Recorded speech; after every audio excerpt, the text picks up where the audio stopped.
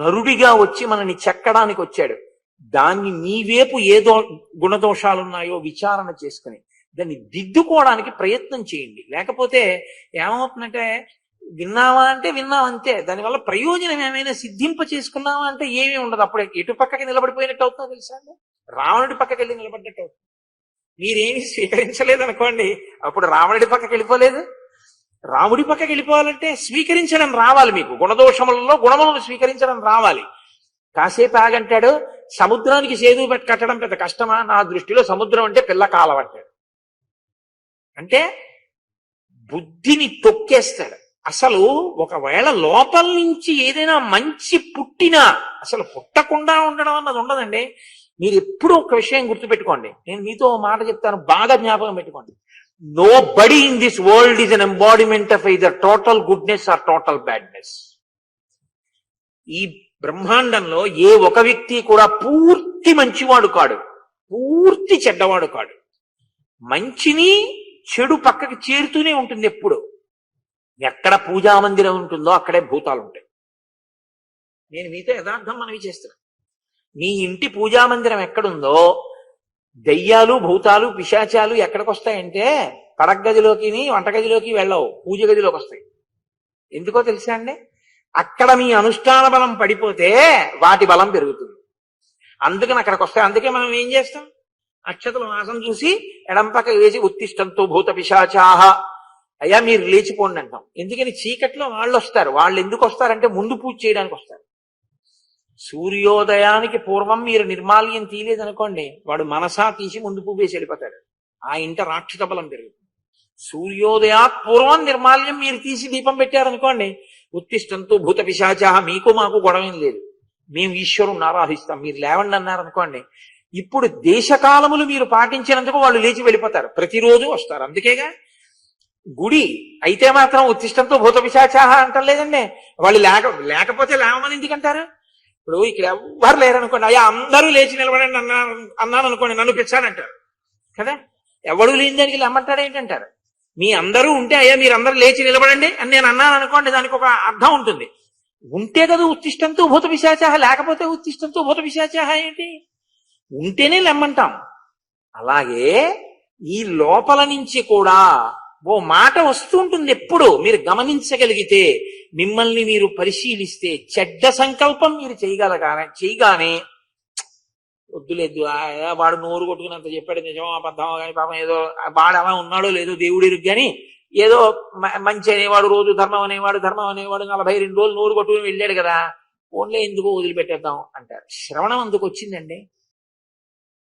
ధర్మ వ్యతిరిక్తమైన మార్గంలో ఆర్జించి వ్యయం చేయడం ప్రమాదం, కానీ ధర్మబద్ధమైన ఆర్జన ధర్మబద్ధమైన వ్యయం ఎప్పుడూ పాడు చేయవు మనిషిని.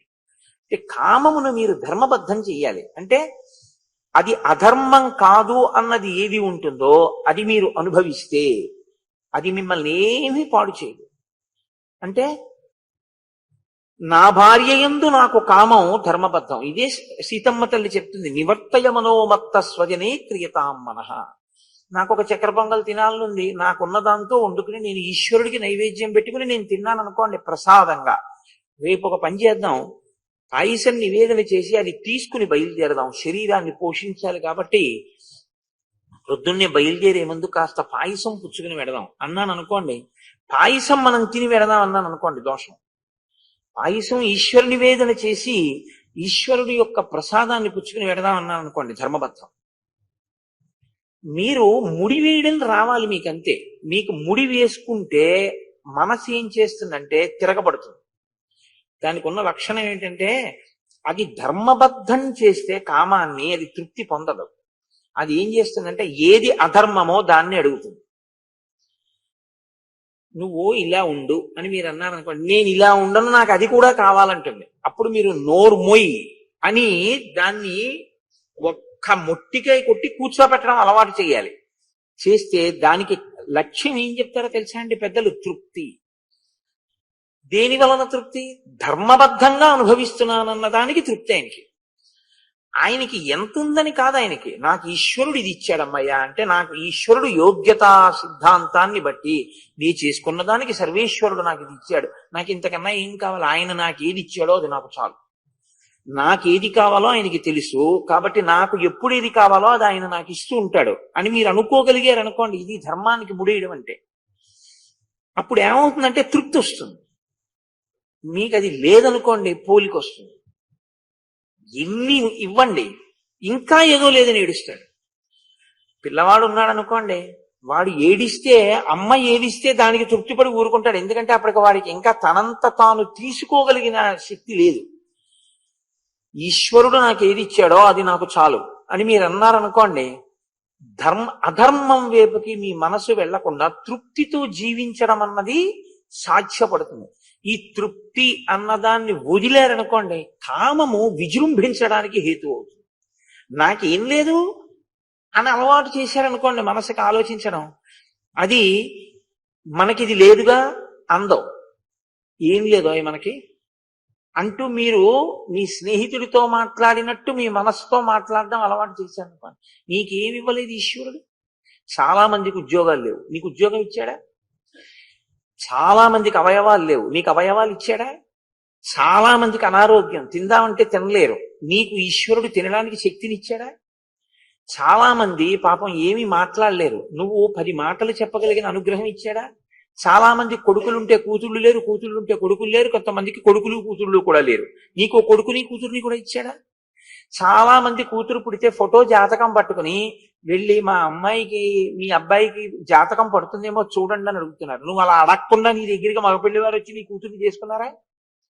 నీ కొడుక్కి నువ్వు ప్రాధేయపడకుండా ఓ ఉద్యోగం ఇచ్చాడా ఈశ్వరుడు? ఇంక నీకేమి ఇవ్వాలైనా, ఇంక నీకేం కావాలంటావు అని మీరు అడిగారు అనుకోండి, అది ఏం చేస్తుందంటే, అవును నాకేం లేదు, నాకేమి ఇవ్వలేదు ఈశ్వరుడిని నేను ఆయన్ని అడగను, తప్పు కదా నేను ఇది పొందదాం అనుకోవడం. ఆయన నాకు ఇవ్వవలసిందేమో, నాకు ఎప్పుడేది అవసరమో ఆయన ఇచ్చేస్తున్నాడుగా, కాబట్టి ఇంకా నాకేం కావాలి అన్నారనుకోండి, మీరు చక్రవర్తి. ఉత్తర క్షణం మీరు చక్రవర్తి అండి. ఎంత సంతోషం. నాకేం లేదన్నవాడు చాలా హాయిగా ఉంటాడు. నాకు ఇది లేదని అలవాటు చేశారనుకోండి, మీరు ఎన్నిచ్చినా లేదని ఉంటుంది. అగ్నిహోత్రమును నీతితో ఆర్పలేరు, తీర్చి ఆర్పలేరు, తీర్చక ఆర్పలేరు కామాన్ని. అది పెద్ద బాధ. అందుకని దానికి ఉన్న ఒకే ఒక మార్గం ఏమిటంటే ధర్మంతో ముడేయాలి. అదొక్కటే వేయుడు రావణాసురుడు. ధర్మంతో ముడేస్తాడు రామచంద్రమూర్తి. మీరు అందుకే చూడండి, రామాయణం అంతా యుద్ధకాండ ఎలా నడుస్తుందో తెలుసా అండి? ఎప్పుడెప్పుడు యుద్ధం వచ్చినా అందరూ యుద్ధం గురించి ఆలోచిస్తారు. రావణుడొక్కడు దేంతో ముడేస్తాడో తెలుసా అండి? ఎంత తొందరగా ఈ సీతమ్మని మాయి చేసి నాదాన్ని చేసుకుందామని ఆలోచిస్తాడు. కామము ప్రధానము. కామము యొక్క వ్యగ్రత చేత క్రోధము, క్రోధము వలన యుద్ధము. లేకపోతే ఈ బీజం లేకపోతే అసలు అక్కడ యుద్ధం లేదు. అందుకని ఎంతకాలం ఈ బీజం ఉంటుందో అంతకాలమే యుద్ధం ఉంటుంది.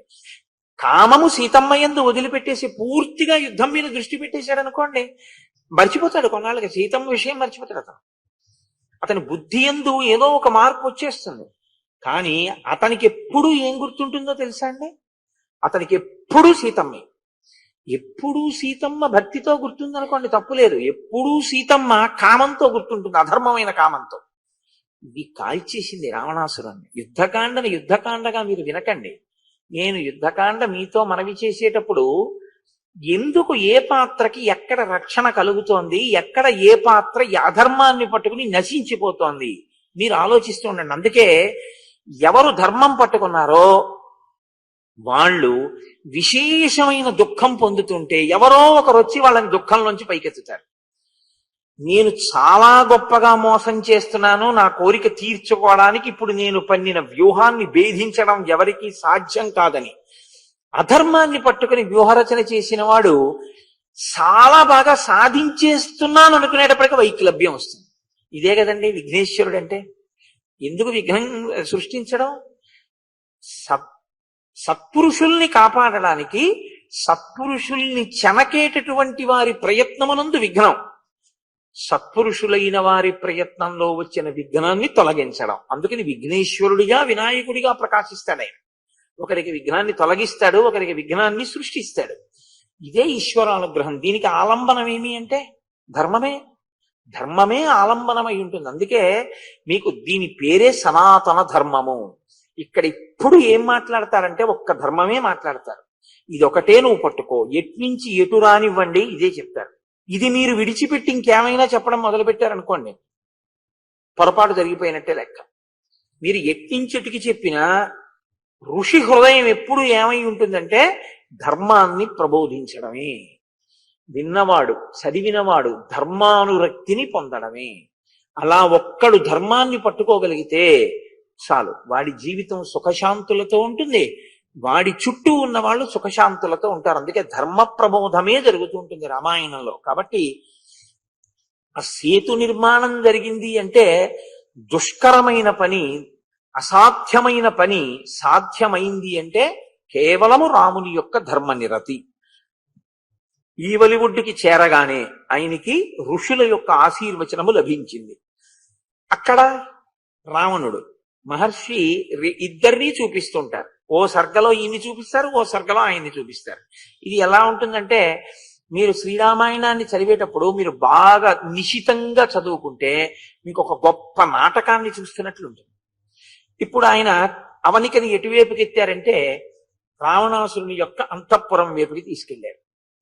ఆయన సమగ్రం సాగరం తీర్ణం దుస్తరం వానరం బలం అభూతపూర్వం రామేణ సాగరే సేతుబంధనం. రాముడు 100 యోజనముల సముద్రాన్ని సేతువు కట్టి దాటాడు వానరులతో అన్న విషయం రావణుడికే ముందు తెలుస్తుంది. ఎందుకంటే ఆయన ఏం చేస్తున్నాడో తెలుసుకోవాలన్న కుతూహలం ఉన్నవాడు ఈయన. కాబట్టి తెలుసుకున్నాడు. ఇప్పుడు తన అమాత్యులను పిలిచాడు. శుకసారణులని అమాత్యులు. అమాత్యులు ఎందుకుంటారు? ఓ మంచి మాట చెప్పడానికి ఉంటారు. వాళ్ళని చెప్పనివ్వడు, చెబితే వినడు. చెబితే వినకపోవడం అన్న క్రోధం ఎక్కడి నుంచి వచ్చిందంటే అదిగో బీజం అక్కడ ఉంది. అది ఆయన పాడైపోవడానికి ప్రధాన కారణం. కాబట్టి ఇప్పుడు సమగ్రం సాగరం తీర్ణం ఆ అమాత్యులతో అంటున్నాడు, ఇంత దుష్కరమైనటువంటి సముద్రాన్ని రాముడు దాటాడు. ఒక మహాజలధి అయినటువంటి సముద్రం మీద సేతువు కట్టడము అంటే అనూహ్యము. అసలు ఎవరు ఊహించలేరు, అలా జరుగుతుంది అని అనుకోరు. అటువంటి సేతు నిర్మాణం చేశాడు. చేసి ఇంత వానర బలంతో సముద్రాన్ని దాటి ఈవలి ఒడ్డుకు వచ్చాడు. సాగరే సేతుబంధంతో శ్రద్ధద్యాం కథంచన అవశ్యం చాపి సంఖ్యేయం తన్మయా వానరం బలం. నేను ఇంతమంది వానరులతో కలిసి, ఇంత సంఖ్యాబలం కలిగినటువంటి వానరులతో రాముడు సముద్రాన్ని దాటాడు అన్న మాట ఇప్పటికీ నాకు నమ్మశక్యంగా లేదు. అంతే, కొన్ని అలాగే ఉంటాయి, నమ్మశక్యంగా ఉండవు. కానీ నమ్మశక్యం కానివి నమ్మవలసిన విషయాలుగా ఎప్పుడు వస్తాయి? అవతల వారి యొక్క ధర్మమును బట్టి వస్తాయి. ఈ మాట అని ఆయన అన్నాడు, మీరిద్దరూ కూడా నాకు ఒక ప్రయోజనాన్ని సాధించాలి. మీరిద్దరూ ఇప్పుడు ఇక్కడి నుంచి బయలుదేరి దక్షిణ తీరానికి చేరిపోయింది కాబట్టి వానర బలం, మీరు రామచంద్రమూర్తి యొక్క సైన్యంలోకి ప్రవేశించండి.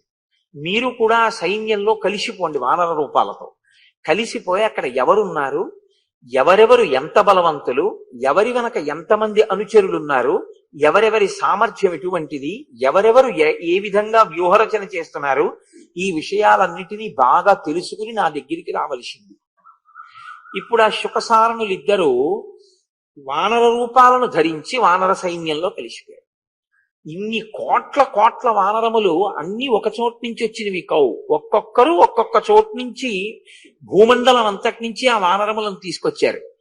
వృషభుడు ఆయన కొంతమందిని, గంధమాదనుడు ఆయన కొంతమందిని, గవయుడు ఆయన కొంతమందిని, వివిధ మైందులు వాళ్ళు కొంతమందిని ఇలా తీసుకొచ్చారు. కాబట్టి గుర్తుపట్టే అవకాశం ఉండదు. కానీ వాళ్ళల్లో కలిసిపోయాడు. కలిసిపోతే ఈ రాక్షసమాయని కనిపెట్టగలిగిన వాడెవరు? ఈ రాక్షసమాయలు తెలిసిన్నవాడే కనిపెట్టారు. లేకపోతే అమాయకులైన వానరులు కనిపెట్టలేరు. ఈ రాక్షసమాయని భేదించి చూడగలిగిన శక్తి ఉన్నవాడు ఒక్క విభీషణుడే.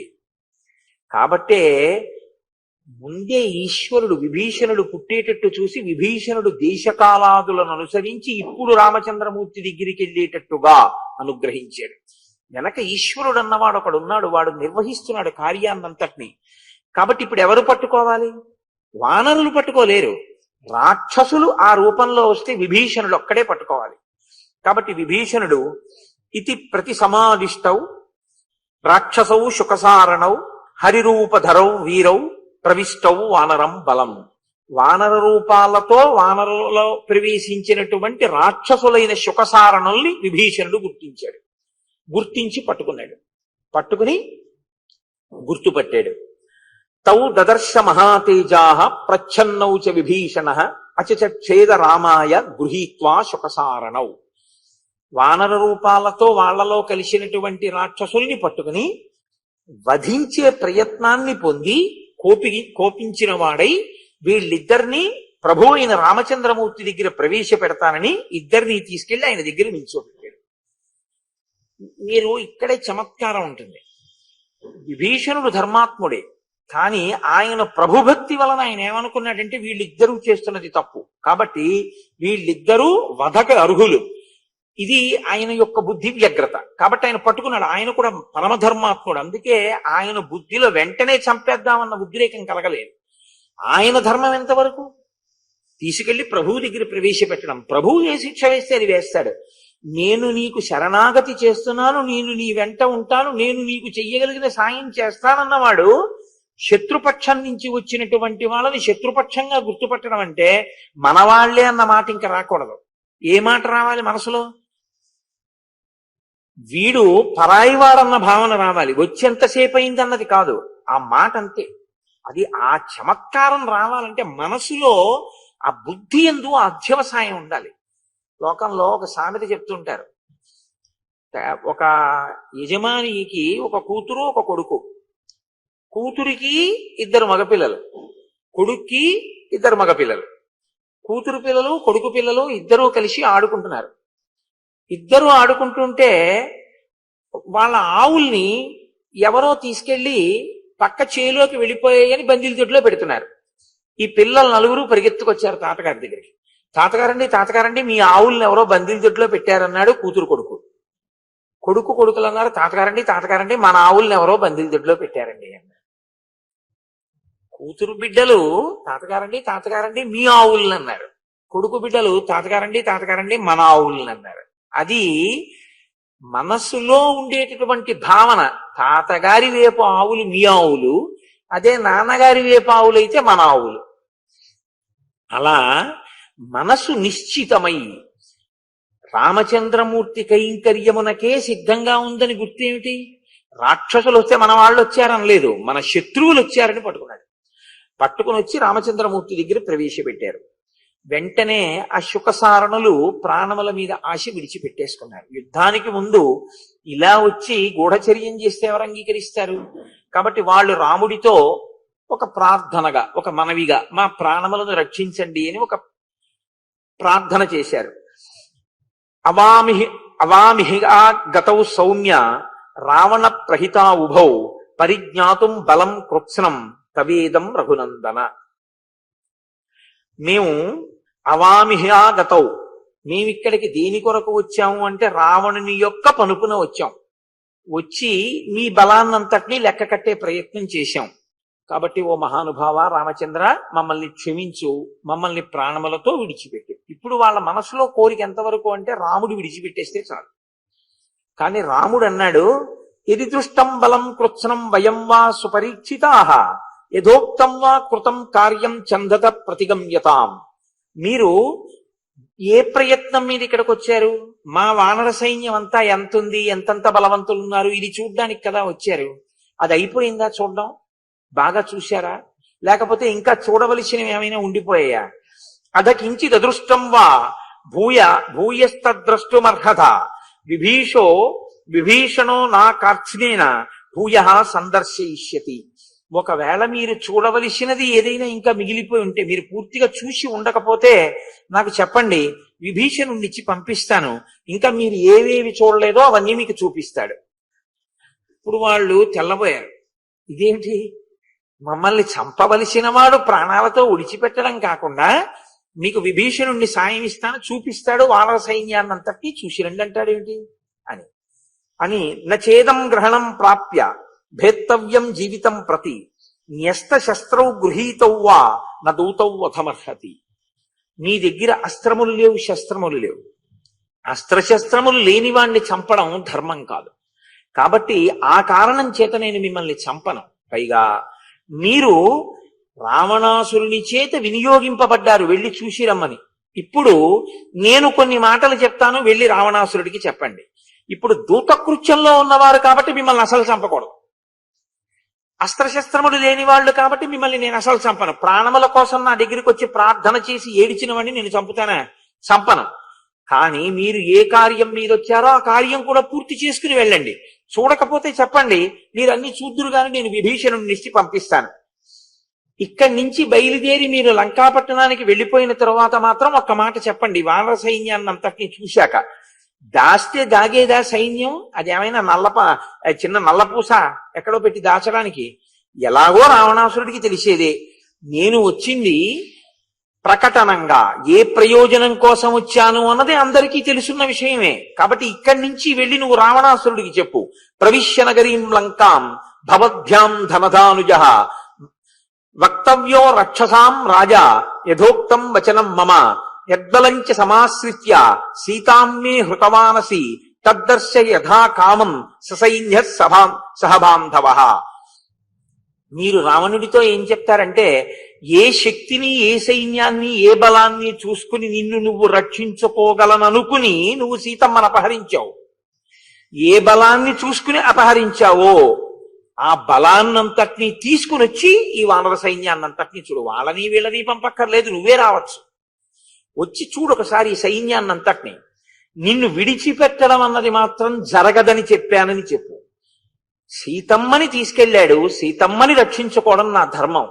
కాబట్టి అధర్మం ఆయన చేశాడు, ధర్మమునందు నేనున్నాను. కాబట్టి నేను రావణ సంహారము చేసి తీరుతాను, లంకని నశింపచేస్తాను. ఒకవేళ నేను ఈ ధైర్యంతో తీసుకెళ్లానని దేని పట్ల అనుకుంటున్నాడో ఆ బలంతో వచ్చి చూడమను వానర సైన్యాన్ని. ఆయనే చూడొచ్చు, మీరెందుకు రావడం? మీరెందుకు ఇలా భయపడ్డం? ఇది ధర్మాన్ని పట్టుకున్న వాడికి ఉండేటటువంటి ధైర్యం. ఈ మాటలు చెప్తే వాళ్ళిద్దరు ఆశ్చర్యపోయారు, శుకసారణులు. ఇప్పుడు వాళ్ళకి ఏం తెలిసిందంటే, బాహ్యంలో రామబలం, బాహ్యంలో వానర బలం కాదు, ఆంతరమైన రామబలం తెలిసింది. రాముడు నిజంగా లోపల రాముని యొక్క బలమేమి? ఆయన ధర్మమే ఆయన బలం. ఇది తెలుసుకున్న తర్వాత వాళ్ళు శ్లాఘించకుండా ఉండలేకపోయారు. బాహ్య బలం ఎక్కువ అనుకోండి, శ్లాఘించవచ్చు, శ్లాఘించకపోవచ్చు. కానీ యుద్ధానికి వచ్చినప్పుడు కూడా ఇంత ధార్మికంగా నిలబడగలిగినటువంటి లక్షణం ఉండడం, ఎప్పుడూ ధార్మికంగా జీవించగలగడం, మనిషి ఎంత కృతకృత్యుడై లోపల ఎంత ధృతి కలిగిన వాడు అయితే తప్ప సాధ్యమయ్యే విషయం కాదు. కాబట్టి ఆ వచ్చినటువంటి శుకసారణులు ఇది ప్రతిసమాదిష్టౌ రాక్షసౌ శుకసారణౌ జయేతి ప్రతినంద్యేతౌ రాఘవం ధర్మవత్సలం ఆగమ్య నగరీం లంకాం అబ్రూతాం రాక్షసాధిపం. వాళ్ళు జయ జయధ్వానములతో రామలక్ష్మణులిద్దరికీ కూడా ఆశీర్వచనం చేసి మీకు జయము కలుగుగాక అని మంగళకరమైన వాక్కు పలికి అక్కడి నుంచి బయలుదేరి లంకాపట్టణాన్ని చేరాడు. చేరిన తరువాత రావణుడు వీళ్ళని చూశాడు. ఇప్పుడు ఒక ధర్మనిష్ట కలిగినటువంటి వాణ్ణి చూసి, ఇంత అధర్మాత్ముడైనటువంటి వాణ్ణి చూసి, ఇద్దరి మధ్య ఉన్న భేదాన్ని గుర్తించిన వాడు ఆ కోణంలో మాట్లాడకుండా ఉండలేడు కదండి. అలా మాట్లాడకుండా ఉండగలిగాడు అనుకోండి, అతను కూడా ఇంకో రావణాసురుడని గుర్తు. కాబట్టి ఇప్పుడు వాళ్ళు, నీవు చూసి రమ్మన్నావు కదా, మేము చూసి వచ్చాం, ఆ బలాన్ని మేము చెప్పలేం, అంత వానర బలం, అసలు మేము దైన్యాన్ని పొందాం, మాకు భయం వేసింది ఆ వానరుల్ని చూస్తే. గుహలు, పర్వతాలు, శిఖరాలు, వనాలు అంతటా నిండిపోయింది వానర సైన్యం. అంత సైన్యంతో ధీరోద్ధతుడైనటువంటి రామచంద్రమూర్తి లక్ష్మణమూర్తితో కలిసి వచ్చి ఉన్నారు. కాబట్టి యుద్ధంలో నువ్వు జాగ్రత్త పడవలసి ఉంటుంది. నీకు రెండు మార్గాలు ఉన్నాయి. ఒకటి సీతమ్మని పట్టుకెళ్ళి ఇచ్చేయడం, రెండు వాళ్ళు యుద్ధానికి రాకముందే నువ్వు యుద్ధానికి దిగి నిగ్రహించే ప్రయత్నం చేయడం. రామణ, నువ్వు ఆ ప్రయత్నం చెయ్యవలసింది. అంటే ఆయన అన్నాడు, మీరు ఇంత గొప్పగా చెప్తున్నారు కదా, మీరు దగ్గరుండి చూసొచ్చారు కదా, అందులో ఏ వీరులెవరో ఎవరి బలం ఏమిటో నాకు తెలియచేయండి అని ఒక్కసారి తన అంతఃపురం యొక్క మేడెక్కాడు శుకసారణులతో కలిసి. అడిగిన వాడెవరు చెప్పమని? రావణుడే. అడిగిన తరువాత ఉన్న మాట ఉన్నట్టు చెప్పాలా వద్దా? ఉన్నమాట ఉన్నట్టు చెప్పవలసి ఉంటుంది. కాబట్టి ఇప్పుడు శుకసారణులు ఇద్దరూ చేసిన దోషం ఏముంటుంది? వాళ్ళు ఒక్కొక్కరిని చూపుడు వేలు పెట్టి రావణుడు చూపిస్తున్నాడు. ఈయనెవరు, ఈయన ఎవరు, ఈయన ఎవరు అని అడుగుతున్నాడు. ఈయన చూపుడు వేలు ఎవరి మీద చూపించాడో వాళ్ళ గురించి శుకసారణులు చెప్తున్నాడు. చెప్పేటప్పుడు నీలుడు, అంగదుడు, నలుడు, శ్వేతుడు, కుముదుడు, రంభుడు, శరభుడు, పనసుడు, వినతుడు, హరుడు, ధూమ్రుడు, జాంబవంతుడు, దంభుడు, సన్నాదుడు, క్రధనుడు, ప్రమాధి, గజుడు, గవాక్షుడు, మైందుడు, దివిజుడు, హనుమ, వీళ్ళందరి గురించి వాళ్ళు వర్ణించారు. వర్ణించేటప్పుడు వీళ్ళెవరైనా సామాన్యమైన వ్యక్తులా? వీళ్ళకి గోళ్ళు ఆయుధాలు, శిలలు ఆయుధాలు, వృక్షములు ఆయుధాలు, కొండలు పిండి చేయగలరు, పర్వత శిఖరములను ఎత్తేయగలరు. వీళ్ళు తమ పాదముల యొక్క ఘట్టనల చేత శిఖరములను కూడా కూలద్రోయగలరు, భూమిని పర్వతములను చూర్ణం చెయ్యగలరు. అంత పౌరుష పరాక్రమాలు కలిగిన వాళ్ళు. ఒక్కొక్కళ్ళ వెనక కొన్ని కోట్ల మంది వానరులు అనుగమించి వచ్చారు అని వాళ్ళ యొక్క వైభవాన్ని చెప్తూ హనుమద్వైభవం గురించి విశేషంగా చెప్పారు. ఈయనొక్కడే మహానుభావుడు. 100 యోజనముల సముద్రాన్ని గడచి వచ్చి సీతమ్మ తల్లి దర్శనం చేసి మాట్లాడి నీతో రాయబారం చెప్పి మరీ వెళ్ళినవాడు, లంకాదహనం చేసినవాడు. ఇప్పుడు వాళ్ళ గురించి శుకసారణులు చెప్పినటువంటి మాటలన్నీ వింటున్నాడు రావణాసురుడు. చిట్ట రామలక్ష్మణుల గురించి చెప్పవలసి వచ్చింది. వాళ్ళన్నారు, యశ్చైషోనంతర శూర శ్యామ పద్మనిభేక్షణ ఇక్ష్వాకూణామతిరథో లోకే విఖ్యాత పౌరుష యస్మిన్న చలతే ధర్మో యో ధర్మన్నాతివర్తతే యో బ్రహ్మమస్త్రం వేదాంశ్చ వేద వేద విదాంబర యో భింద్యాద్ గగనం బాణైః పర్వతానపి దారయేత్ యస్య మృత్యోరివ క్రోధః శక్రస్యేవ పరాక్రమః యస్య భార్యా జనస్థానాత్ సీతాచాపః కృతాత్వయ స ఏష రామస్త్వాం యోద్ధుం రాజన్ సమభివర్తతే. వాళ్ళు అడిగో, మహానుభావుడు అక్కడ ఉన్నాడే, నీలమేఘఛాయితో నిలబడినటువంటి వాడు, విశేషమైనటువంటి కాంతితో ప్రకాశిస్తున్నవాడు, ఇక్ష్వాకు వంశంలో జన్మించినటువంటి కీర్తివంతుడు, ఎవరు ఎప్పుడూ ధర్మాన్ని అతిక్రమించడో, ఆయనే రాశీభూతమైనటువంటి ధర్మముగా ఉన్నవాడో, అధర్మము ఆయనని చేరలేదు, అటువంటి వాడే రామచంద్రమూర్తి.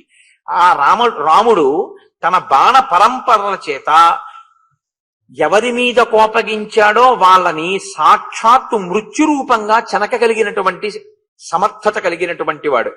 ఆయనే తలుచుకుంటే ఎన్ని కోట్ల మందినైనా తెగటార్చగలడు, సమస్త భూతములను క్షోభింపచేయగలడు, అంతటి శక్తివంతుడు. అడిగో, అలా నిలబడినటువంటి ఆ రామచంద్రమూర్తి ఇల్లాలైన సీతమ్మనే నువ్వు జనస్థానం నుంచి అపహరించి తెచ్చి అశోకవనంలో పెట్టావు. కాబట్టి ఆ కారణం చేతనే రాముడు ఇప్పుడు యుద్ధానికి వచ్చి నిలబడి ఉన్నాడు అని చెప్పారు. ఇందులో ఏమైనా దోషం ఏమైనా ఉందా ఈ చెప్పిన మాటలో? అందులో వాళ్ళు చెప్పిన దాంట్లో యుద్ధమునకు కారణాన్ని వాళ్ళు చెప్పారు. రాముడు యుద్ధమునకు వచ్చిన కారణం సందేశాత్మకంగా రాముడు చెప్పమన్నది ఏదో దానినే వాళ్ళు అక్కడ ఆవిష్కరించారు. చెప్తూ యస్యైష దక్షిణే పార్శ్వే శుద్ధ జంబూ నద ప్రభ విశాలవక్షస్తామ్రాక్షో నీలకుంచితమూర్తజ ఏషోస్య లక్ష్మణో నామ భ్రాతా ప్రాణ సమప్రియ నయే యుద్ధే చ కుశల సర్వశాస్త్ర విశారద అమర్షీ దుర్జయో జేత విక్రాంతో బుద్ధిమాన్ బలి రామస్య దక్షిణో బాహు నిత్యం ప్రాణో బహిశ్చర నేష రాఘవస్యార్థే జీవితం పరిరక్షతి ఏషైవాశంశతే యుద్ధే నిహంతుం సర్వరాక్షసాన్. ఆ పక్కన నిలబడ్డాడే రామచంద్రమూర్తికి పోతపోసినటువంటి బంగారు వర్ణంలో ఉన్నాడే ఆయనే లక్ష్మణమూర్తి. ఆయన రామచంద్రమూర్తి యొక్క బహిప్రాణం. లోపల తిరిగే ప్రాణం మనకి కనపడదు, రామునికి బయట తిరిగే ప్రాణంతో సమానమైనవాడు. రామకార్యం మీద అవసరమైతే తన ప్రాణములనైనా విడిచిపెట్టాలనేటంతటి పూనిక ఉన్నవాడు. ఆ లక్ష్మణుడు మిగిలిన ఎవ్వరి సహకారం లేకుండా తానొక్కడే ఈ రాక్షసులందరినీ మట్టు పెట్టాలన్నంత గొప్ప సంకల్ప బలంతో దృఢదీక్షతో ఉన్నాడు అని ఎస్తు సవ్యమసౌ పక్షం రామస్యాశ్రిత్య తిష్టతి రక్షోగణ పరిక్షిప్తో రాజాహీష విభీషణ. వాళ్ళన్నారు, అదిగో రాముడి పక్కన నిలబడున్నాడే, నీకు తెలుసు ఆయనే రాజైన విభీషణుడు. ఇది సురుక్కుమంటుంది కదండి రావణాసురుడికి. తన తమ్ముడు తనని విడిచిపెట్టి వెళ్ళాడు. దేనికి రాజు? వాళ్ళు దేనికి రాజో చెప్తున్నారు. ఎందుకు చెప్తున్నారు? అలా రాచపదవిని రాముడు అనుగ్రహించాడు ఆయనకి. అది ఆయనకి చెందకూడదంటే నువ్వు ధర్మం పట్టుకోవాలి. కాబట్టి ఇప్పుడు వాళ్ళు అన్నారు, శ్రీమతారాజరాజేన లంకాయాం అభిషేచిత త్వామేవ ప్రతి సంరబ్ధో యుద్ధాయైషోభివర్తతే. వాళ్ళ దృష్టికోణంలో చూసినప్పుడు ఆయన రాజైన విభీషణుడే. రాజైన విభీషణుడు రాముడి పక్కన నిలబడి ఉన్నాడు. ఆయన కూడా నీ మీద క్రోధంతో యుద్ధానికి సిద్ధంగా ఉన్నాడు. అంటే అసలు యుద్ధం మొదలవక ముందే నీవాడన్నవాడొకడు, నీ తోడ పుట్టినవాడొకడు రాముడి పక్కన చేరిపోయాడు. అటువైపు ఉన్నవాడొకడు నీ పక్కకు వచ్చినవాడు వీడు అని. ఎస్యైషా కాంచనీమాలా శోభతే శతపుష్కర కాంతాదేవ మనుష్యానాం యస్యాహ లక్ష్మీ ప్రతిష్ఠిత ఏతాంచ మాలాం తారాంచ కపిరాజ్యంచ శాశ్వతం సుగ్రీవో వాలినం హత్వా రామేణ ప్రతిపాదిత. అదిగో ఆ పక్కన స్థిరంగా నిలబడున్నాడే ఆయనే సుగ్రీవుడు. ఆ సుగ్రీవుడు రాజ్యభ్రష్టుడై ఋష్యమూక పర్వతం మీద తిరుగుతుంటే రామచంద్రమూర్తి ఒక్క బాణంతో వాలిని సంహరించి ఆయన మెడలో ఉన్నటువంటి 100 పద్మములతో కూడినటువంటి మాల, దేవేంద్రదత్తమైన మాలని వాలి మెడలోంచి సుగ్రీవుడి మెడలోకి చేరేటట్టుగా చేశారు. ఆ మాల సామాన్యమైన మాల కాదు. దాని యందు దేవతల యొక్క శ్రీ అంటే దేవతల యొక్క లక్ష్మి, మనుష్యుల యొక్క లక్ష్మి, 2 లక్ష్ములు కలిపి ఒక లక్ష్మిగా ఆ మాలని అలంకరించి ఉంటాయి. ఆ మాల యందు నిక్షిప్తమై ఉంటాయి. అటువంటి మాల వాలి మెడలోంచి సుగ్రీవుడి మెడలోకి రావడానికి కారణం రాముడే. అలాగే తార సుగ్రీవుడి పక్కకి రావడానికి కారణం రాముడే. రుమ మళ్ళీ సుగ్రీవుణ్ణి పొందడానికి కారణం రాముడే. వానర రాజ్యం సుగ్రీవుడు పొందడానికి కారణం రాముడే. అదిగో అలా రాముని చేత సమస్తము పొంది ఆనందించి కృతజ్ఞతాభావము పెంచుకున్నటువంటి కింకరుడైన సుగ్రీవుడు పక్కన నిలబడి ఉన్నాడు. ఇవన్నీ రామచంద్రమూర్తి సాధించినటువంటి విజయాలు. ఇంకా కనుచూపు మేర అలా అసలు అందనంత కనపడుతోంది. చూసావా సైన్యం? ఆ సైన్యం ఎంత ఉంది అన్నదానికి సంబంధించి మాకు అందిన లెక్కలో నీకు చెప్తాం విను అని వాళ్ళు అన్నారు. గణిత శాస్త్రజ్ఞులు చాలా పెద్ద సంఖ్యలు చెప్పవలసి వస్తే కొన్నింటిని వాడుతూ ఉంటారు. 100 లక్షలు 1 కోటి, 1,00,000 కోట్లు 1 శంఖము, 1,00,000 శంఖములు 1 మహాశంఖము, 1,00,000 మహాశంఖములు 1 బృందము, 1,00,000 బృందములు 1 మహాబృందము, 1,00,000 మహాబృందములు 1 పద్మము, 1,00,000 పద్మములు 1 మహాపద్మము, 1,00,000 మహాపద్మములు 1 కర్వము, 1,00,000 కర్వములు 1 మహాకర్వము, 1,00,000 మహాకర్వములు 1 సముద్రము, 1,00,000 సముద్రములు 1 ఓఘము, 1,00,000 ఓఘములు 1 మహౌఘము. ఈ విధంగా 1000 కోట్లు, 100 శంఖములు, 1000 మహాశంఖములు, 100 బృందములు, 1000 మహాబృందములు, 100 పద్మములు, 1000 మహాపద్మములు, 100 కర్వములు, 100 సముద్రములు, 100 మహౌఘములు, 1,000 మహౌఘములు. ఇలా ఇంకా నేను చెప్పడం సంఖ్య చేత కాదులే రావణ, అంత వానర సైన్యం ఉంది అని చెప్పాడు. ఇది సహజంగా రావణాసురుడికి, మదోన్మత్తుడైన వాడికి వాళ్ళని నేను చెప్పమంటే వేలు చూపించి అడిగితే వాళ్ళు చెప్పారు తప్ప ఇందులో వాళ్ళు సొంతంగా వాళ్ళు పొగిడింది ఉంది. నేను మేడ మీదకి తీసుకొచ్చి అడగకపోతే వాళ్ళు ఏం చెప్తారు? వాళ్ళు చెప్పి వెళ్ళిపోతారు అని అనుకోవాలి. కానీ సత్యాన్ని గ్రహించేటటువంటి దృష్టిలో ఆయన లేడు. కాబట్టి ఆయన అన్నాడు, రాజు నిగ్రహానుగ్రహ సమర్థుడన్న విషయం మీకు తెలీదా? రాజు తెలుసుకుంటే అభ్యున్నతిని కల్పించగలడు. రాజు తెలుసుకుంటే మూలఘాతి శరీరాన్ని తీసేయగలడు. విప్రియన్ నృపతేర్ వక్తుం నిగ్రహ ప్రగ్రహే ప్రభోహో. ప్రభువుకి ఇష్టం లేని మాటలు మాట్లాడిన వాణ్ణి నిగ్రహించగలిగినటువంటి శక్తి ప్రభువుకు ఉంటుంది. ప్రభువుకి ఇష్టమైన మాటలు మాట్లాడే వాణ్ణి అనుగ్రహించగలిగినటువంటి శక్తి కూడా ప్రభువుకు ఉంటుంది. రిపూణాం ప్రతికూలానాం యుద్ధార్థం అభివర్తతాం ఉభాభ్యాం సదృశం నామా వక్తుం అప్రస్తవేస్తవం ఆచార్య గురవో వృద్ధావాం పర్యుపాసితా సారం యద్రాజశాస్త్రాణం అనుజీవ్యం నగృహ్యతే గృహీతో వాన విజ్ఞాతో భారో జ్ఞానస్య మోహ్యతే. మీరు గురువుల్ని పెద్దల్ని సేవించి నేర్చుకోవలసినటువంటి విషయములలో మొట్టమొదటి విషయం వినయంతో రాజైన వాడి దగ్గర ఎలా ప్రవర్తించాలో తెలుసుకుని ఉండడం. మీరు గురువుల దగ్గర పెద్దల దగ్గర చదువుకున్నారు. నేను అనుకుంటున్నాను మీరు చదువుకున్న చదువు మరిచిపోయారు అనుకుంటున్నాను. అందుకే యుద్ధం ముందు ప్రతివీరులైన వారి గురించి ఇంత స్తోత్రం చేసి నా దగ్గర మాట్లాడతారా? వాళ్ళు ఇంత గొప్ప వాళ్ళని నాతో అంటారా మీరు? హన్యామహం తిమౌ పాపౌ శత్రుపక్ష ప్రశంసకౌ ఇది పూర్వోపకారైర్మే క్రోధో మృదుతాం వ్రజేత్. మీరిద్దరూ మాట్లాడిన ఈ మాటలకు శత్రుపక్షాన్ని మెచ్చుకున్నందుకు అసలు నేను మీ ఇద్దరి యొక్క కంఠములు తిరిగేయాలి. కానీ పూర్వకాలంలో మీరు నాకు చేసినటువంటి ఉపకారాలు కొన్ని నాకు జ్ఞాపకం వస్తున్నాయి. దానివల్ల మిమ్మల్ని చంపలేకపోతున్నాను. కాబట్టి హతావేవ కృతజ్ఞౌతౌ మయి స్నేహ పరాన్ముఖౌ. మీరు ఎప్పుడైతే నా దగ్గర నిలబడి నా శత్రువుల్ని కీర్తించడం అన్న పద్ధతిని ఆచరించారో ఆనాడే కృతజ్ఞులై మీరు నా దృష్టిలో చచ్చిపోయారు. ఇక మిమ్మల్ని కొత్తగా చంపవలసిన అవసరం లేదు. ఇక ఎన్నడూ మీరు నా కంట పడకుండా ఇక్కడి నుంచి వెళ్ళిపోండి. ఆ శుకసారణులు ఇద్దరు రాజుకి జయీభవ విజయీభవ అంటూ సిగ్గుతో తల వంచుకుని మెల్లమెల్లగా అడుగులు వేసి వెళ్ళిపోయారు. అంటే ఒకరు నిజానికి తమ ప్రభువు కాడు రామచంద్రమూర్తి, ఇంకొకడు తమ ప్రభువుని నమ్ముకుని ఊడిగం చేస్తున్నవారు.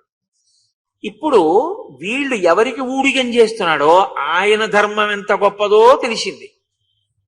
వీళ్ళు శత్రు అనుకుంటున్నవాడెవరో ఆయన ధర్మం ఎంత గొప్పదో కూడా వాళ్ళకి అర్థమైంది. ఇటువైపు రావణాసురుని యొక్క ప్రవృత్తిని చూశారు, అటు రామచంద్రమూర్తి యొక్క ప్రవృత్తిని చూశారు. ఆయన మీరు ఇంకా చూశారో చూడలేదో బాగా చూడండి అని చెప్పాడు. రావణుడు చూసొచ్చిన విషయాన్ని ఆయనే వేలు పెట్టి చూపించి చెప్పమంటే చెప్పిన విషయానికి క్రుద్ధుడై మిమ్మల్ని చంపకుండా విడిచిపెడుతున్నాను, ఇంకెప్పుడు నాకు కనపడకండి. అంటే రావణాసురుని యొక్క శీలాన్ని ఆవిష్కరించడానికి, రామరావణుల ఇద్దరి యొక్క ధర్మాల్ని ఇద్దరి యొక్క నడవడిని పోల్చడానికి ఎంత గొప్పగా మహర్షి పక్క పక్కనే ఈ విశేషాలన్నింటినీ కూడా వర్ణన చేస్తారు. కాబట్టి ఇప్పుడు వాళ్ళు వెళ్ళిపోయిన తర్వాత అక్కడ ఉన్న సచివుల్ని పిలిచాడు. పిలిచి ఒక గూఢచారిని పిలవండి, పిలిచి ఆ గూఢచారుల్ని రామచంద్రమూర్తి యొక్క సైన్యంలోకి పంపి ఆ బలాబలాముల యొక్క విచారణ చేయించండి. అంటే మీరు ఇప్పుడు ఏమి తెలుసుకోవలసి ఉంటుంది? ఎందుకన్ని మాటలు పంపడం? అక్కడ అంత ఉందనుకోండి, మీరు ఎన్ని మాటలు వెళ్ళొచ్చినా అంతే ఉంటుంది కదా. ఇంకా యుద్ధం ప్రారంభం అవ్వలేదుగా, పన్నట్టు జరిగిపోయిందేమో అనుకోవడానికి అంతే ఉంటారు. వాళ్ళ బలం అలాగే ఉంటుంది. అంటే రావణాసురుడికి కావలసింది ఏమిటంటే సత్యం కాదు, తనకి ప్రీతిగా మాట్లాడు. ఇదే విభీషణుడు చెప్పాడు, నీలో ఉన్న దోషం ఏమిటో తెలుసా? నీకు ఏది ప్రీతో అది వినాలని కోరుకుంటావు, ఏది ధర్మమో అది వినాలని నువ్వు కోరుకోవట్లేదు. ఇది మనిషి జీవితంలో ఒక పెద్ద శాపం. ప్రిజుడీస్ అంటుంటారు ఇంగ్లీష్లో. అంటే ఏమవుతుందంటే ఏదో కారణానికి అభిమానం ఉంటుంది. ఒక్కొక్కసారి ఆ అభిమానానికి కారణం చెప్పడం కూడా కష్టం, కానీ ఏదో ఒకటంటే ఇష్టం. ఇప్పుడు ఏమవుతుందంటే తను ఇప్పుడు ఏం కోరుకుంటాడంటే అటువైపు శుభవార్తే వినాలని కోరుకుంటాడు. అది అధర్మమే కానివ్వండి, అటు శుభంగా ఉండాలని కోరుకుంటాడు. ఇప్పుడు అది శుభప్రదంగా లేదు అన్న మాట చెప్పడం సత్యం. అది బలంగా ఉంది అవతల వైపు పక్షం అని ఎవరైనా చెప్తున్నారనుకోండి, ఈయనకి ప్రీతికరంగా ఉండదు. అది కారణం ఏమిటంటే తన ప్రీతి పక్కన పెట్టండి, ఉన్న విషయాన్ని ఉన్నట్టు సహేతుకంగా చూడగలిగిన ప్రజ్ఞ ఉంటే నువ్వు రాగద్వేషములతో అతుక్కోకుండా కేవలం సాక్షిగా గుణదోషములను విచారణ చేసి దాని వరకు ఎక్కడ వరకు గుణం ఉందో అక్కడ వరకు నువ్వు మొగ్గి, ఎక్కడ వరకు దోషం ఉందో అక్కడ నువ్వు ఖండించి నిలబడగలిగితే నీ ప్రాజ్ఞత. కానీ గుణము దోషముతో సంబంధం లేకుండా దోషములను కూడా గుణంగా చూడాలనే ప్రవృత్తి బయలుదేరింది అనుకోండి, అవతల వాడికి ఏమీ అవదో మీరే పాడైపోతారండి. చాలా ప్రమాదకరమైన ధోరణి. అంటే మనిషి యొక్క మన ప్రవృత్తిలో చాలా చాలా దోషభూయిష్టమైన విషయం. మీరు అందుకే చూడండి, ఎప్పుడు ఎంత మంచివాడవనివ్వండి, ఒక ఆయన అంటే ఎట్టి పరిస్థితుల్లో ఇష్టపడరు కొంతమంది. ఆయన ఎంత ధర్మాత్ముడు కానివ్వండి, ఎంత మంచివాడు కానివ్వండి, ఆయన పేరు చెప్తే ఇష్టపడరు. ఎందుకలా ఇష్టపడకుండా ఉండడం అంటే లోపల పట్టుకున్నటువంటి రాగద్వేషాలు. దీనివల్ల ఏమవుతుందంటే అసలు ఎట్టి పరిస్థితుల్లో మీరు గుణమును చూడకుండా మీ దృష్టికోణాన్ని అడ్డేస్తుంది. ఇప్పుడు ఈ కళ్ళజోడు మీద ఒక చెమట బిందువు పడింది అనుకోండి, నాకు కనపడదు, నేను తీసి మళ్ళీ దాన్ని తుడుచుకుని పెట్టుకోవాలి. బుద్ధిని కూడా ఎప్పుడు ఒక మసక, ఒక తెర, అద్దమును మావి మూసినట్టు ఒక మూత మూస్తుంది. అదేమిటో తెలుసా అండి? పక్షపాతము. అది చాలా చిత్ర విచిత్రంగా చేరిపోతుంది మనసులోకి. అది ఎందుకు చేరుతుంది అంటే మీరు సాధికారికంగా చెప్పడం కూడా చాలా కష్టం. కానీ మనిషి విచారణ చేత దాన్ని గెలవగలిగి ఉండాలి. అలా విచారణ చేసి గెలవలేకపోయాడు అనుకోండి, ఏమవుతుందో తెలుసా అండి? అది బుద్ధి యందు ఒక వైక్లభ్యంగా ఉండిపోతుంది. అది అంత మంచి పద్ధత అంటే మంచి పద్ధతి కాదు. ఇదే రావణాసురుడితో వచ్చిన పెద్ద పేచి. అందుకు నన్ను ఈ మాటలు అంత మందిని పంపిస్తాడంటే, ఎవడో ఒకడు వచ్చి వాళ్ళందరూ ఎవరండి కోతులు, వాళ్ళని మీరు చేయకపోవడం ఏంటండి, మీరు వెళ్ళాలేంటి, ప్రహస్తులు చాలని ఎవరైనా అన్నాడు అనుకోండి, వెంటనే ఓ కంకణం తీసిస్తాడు వాళ్ళకి. అది సత్యమా అసత్యమా ఆయనకు అనవసరం. అది అసత్యం అని ఆయనకి తెలుసు. లేకపోతే ఈ మాట ఎందుకన్నాడు? నేను ఇప్పుడు వినలేదు 100 యోజనముల సముద్రాన్ని దాటి ఎలా వచ్చాడు రాముడు, ఇది దుస్సాధ్యమైన కార్యం అన్నాడు. అంటే ఎక్కడో మనస్సులో మూలు ఉంది, దాన్ని మూసేస్తాడు నోరు, దాన్ని అలా మాట్లాడనివ్వడం, దాన్ని అలా స్వేచ్ఛగా చక్కగా నిష్పక్షపాతంగా కూర్చొనివ్వడం, అలా విని నిర్ణయం చెయ్యనివ్వడం. ఇలా మూసేస్తుంటే ఏమవుతుందో తెలుసా అండి? దానివల్ల పతనం సంభవిస్తుంది. అలా చేసుకోకూడదు. అది యుక్తాయుక్త విచక్షణతో మంచి మాట మీలోంచే వస్తుంది, ఎక్కడి నుంచో వస్తుందని మీరు అనుకోకండి. మంచి మాట ఎక్కడి నుంచి వస్తుందో తెలుసా అండి? మీలోంచే వస్తుంది. మొదట వచ్చేది ఎక్కడి నుంచి వస్తుందంటే బయట నుంచి రాదు, మీలోంచి వస్తుంది. నేను ఒక చెడ్డ పని చేద్దామని అనుకున్నాను అనుకోండి, అంటే నేను అలా చెయ్యాలని కాదు, మీకు ఏదో ఒక ఉదాహరణ చూపించడానికి నేను చెప్పాల్సి వస్తోంది కాబట్టి చెప్తున్నాను. నేను రేపేదో ఒక ప్రత్యేక ప్రసంగం చేస్తాను అని అన్నాను అనుకోండి, నేను చేస్తాను అన్ననాడు నా సంకల్పం చేద్దామని ఉంది, రేపు చెయ్యొద్దు అని వాళ్ళనిపించింది అనుకోండి. ఇప్పుడు చెయ్యొద్దు అని అనిపించినటువంటి దృష్టికోణంలో దాన్ని ఎలా తప్పించుకోవచ్చు అని నేను ఆలోచించాను అనుకోండి. ఇప్పుడు మొట్టమొదట తప్పలాగా ఎవరైనా అడిగారా నిన్ను అలా చేసి పెట్టమని? నువ్వు కదా చెప్పావు. నేను మీ అందరికి అటువంటి ఉపకారం చేస్తానని నువ్వే కదా అన్నావు. మరి ఇప్పుడు నువ్వే అసలు అందరికీ మంచి నేర్పుతానన్న వాడివి, దాన్ని ఎలా మానేద్దామని అన్వేషించడం ఎంత చెడు. ఎందుకు అటువంటి ఆలోచన? మాటకి నిలబడు అన్న మాట ఎక్కడ వస్తుంది నాకు చెప్పండి. సంకల్పం పక్కన సంకల్పమే పుడుతుంది, బయట నుంచి రాదు. అది ఎప్పుడు వస్తుందంటే బయట నుంచి. ఆ తర్వాత నేను గోపాలకృష్ణ గారితో అన్నాను అనుకోండి, గోపాలకృష్ణ గారు రేపు ఎలాగో అలాగే గొట్టేద్దాం అనుకుంటున్నానండి అన్నాను అనుకోండి. అయ్యో అదేమిటండి అలాగా, ఇప్పుడు మీరు అలాంటి పని చేసి ఎరగరు, ఇవాళ ఎందుకు మీకు ఇటువంటి ఉప్పన్న బుద్ధులు పుడుతున్నాయి అని ఆయన అన్నారు అనుకోండి. అప్పుడు బయట నుంచి వినపడుతుంది ఆ వాణి, ముందు లోపల నుంచి వస్తుంది. లోపల నుంచి వచ్చేటటువంటి మంచి మాటని వినడం నిజమే. అది అలా ఎందుకు అని అటువైపుకి మీరు వంగడం ఆలోచించారనుకోండి, ఈ పక్షపాతం పోతుంది. చక్క గుణదోష విమర్శ దగ్గరే మీరు ఆగిపోతారంతే తప్ప మీకు అంతకన్నా ఇంకా వేరే రాగద్వేషములకు పట్టుబడిపోవడం మీకే ఉండదు. దానివల్ల ఏముందంటే స్వస్థ చిత్తులై ఉంటారు, మీరు ఎప్పుడు హాయిగా ఉంటారు. ఎందుకంటే మీరేం అంటుకోరు. గుణము దోషము విచారణ, దానివల్ల ఏముందంటే మనసుకు అది బాగా అలవాటు అవుతుంది. ఆ గుణదోష విచారణ, గుణం వైపుకు మొగ్గడం, దానికి సిద్ధంగా ఆయన ఉండడు. అందుకే ఆయనకి శత్రువులను కీర్తించడం కింద వినిపించింది తప్ప, అన్నన్నా అంత గొప్పవాళ్లే, అందుకు కదురా రాగలిగారు వాళ్ళు, అందుకు కదురా హనుమ రాగలిగారు. నిజమే, ఇదేదో ఆలోచించవలసిన విషయమే. వీళ్ళందరూ వస్తే నా పనుపున మిగిలిన వాళ్ళు యుద్ధం చేస్తే ఏ కారణానికి వీళ్ళందరూ చచ్చిపోవాలి? తీరితే నాది కామం, తీరకపోతే మరణించే వాళ్ళు అమాయకులు ఇన్ని కోట్ల మంది పోతారు, లంక పోతుంది. నా ఒకడి కోసం దేశం అంతా ఎందుకు పోవాలి? కాబట్టి ఒకడి కోసం దేశం పోవడానికి వీల్లేదు అన్న ఆలోచన ఎప్పుడు వస్తుంది? అసలు ఈ ఆలోచనని అంగీకరిస్తే దాంట్లోంచి ఆ స్థితికి పెడతాడు. దీన్ని అంగీకరించడు. ఎక్కడో చిన్న రవ్వ లేచింది అనుకోండి, అంత సేతువు ఎలా కట్టాడు అంటాడు, కానీ ఇంక అక్కడతో మూసేస్తాడు. అందుకే ఆ తర్వాత ఏమంటాడో తెలుసా అండి? ఇదే పక్షపాతంతో కూడిన మాట అంటే ఎలా ఉంటుందో తెలుసా అండి? అవతలవాడు చేసింది ఎంత గొప్ప పనైనా అదే ఉందంటాడు, యువతలవాడు చేసింది ఎంత తక్కువైనా చాలా గొప్ప అంటాడు. ఎప్పుడూ ఒకటే చెప్తాడు, నేను దేవతల్ని గెలిచాను, యక్షుల్ని గెలిచాను, గంధర్వుల్ని గెలిచాను. కాసేపు ఆగండి, ఏమంటాడో తెలుసా అండి, ఎదర మీరు సగ్గల్లో చూద్దరు కానీ. అందుకే నేను చెప్తుంటా, రామాయణం మనస్తత్వ శాస్త్రం. రామాయణాన్ని చదివేటప్పుడు రామాయణ కథ అని చదవద్దు.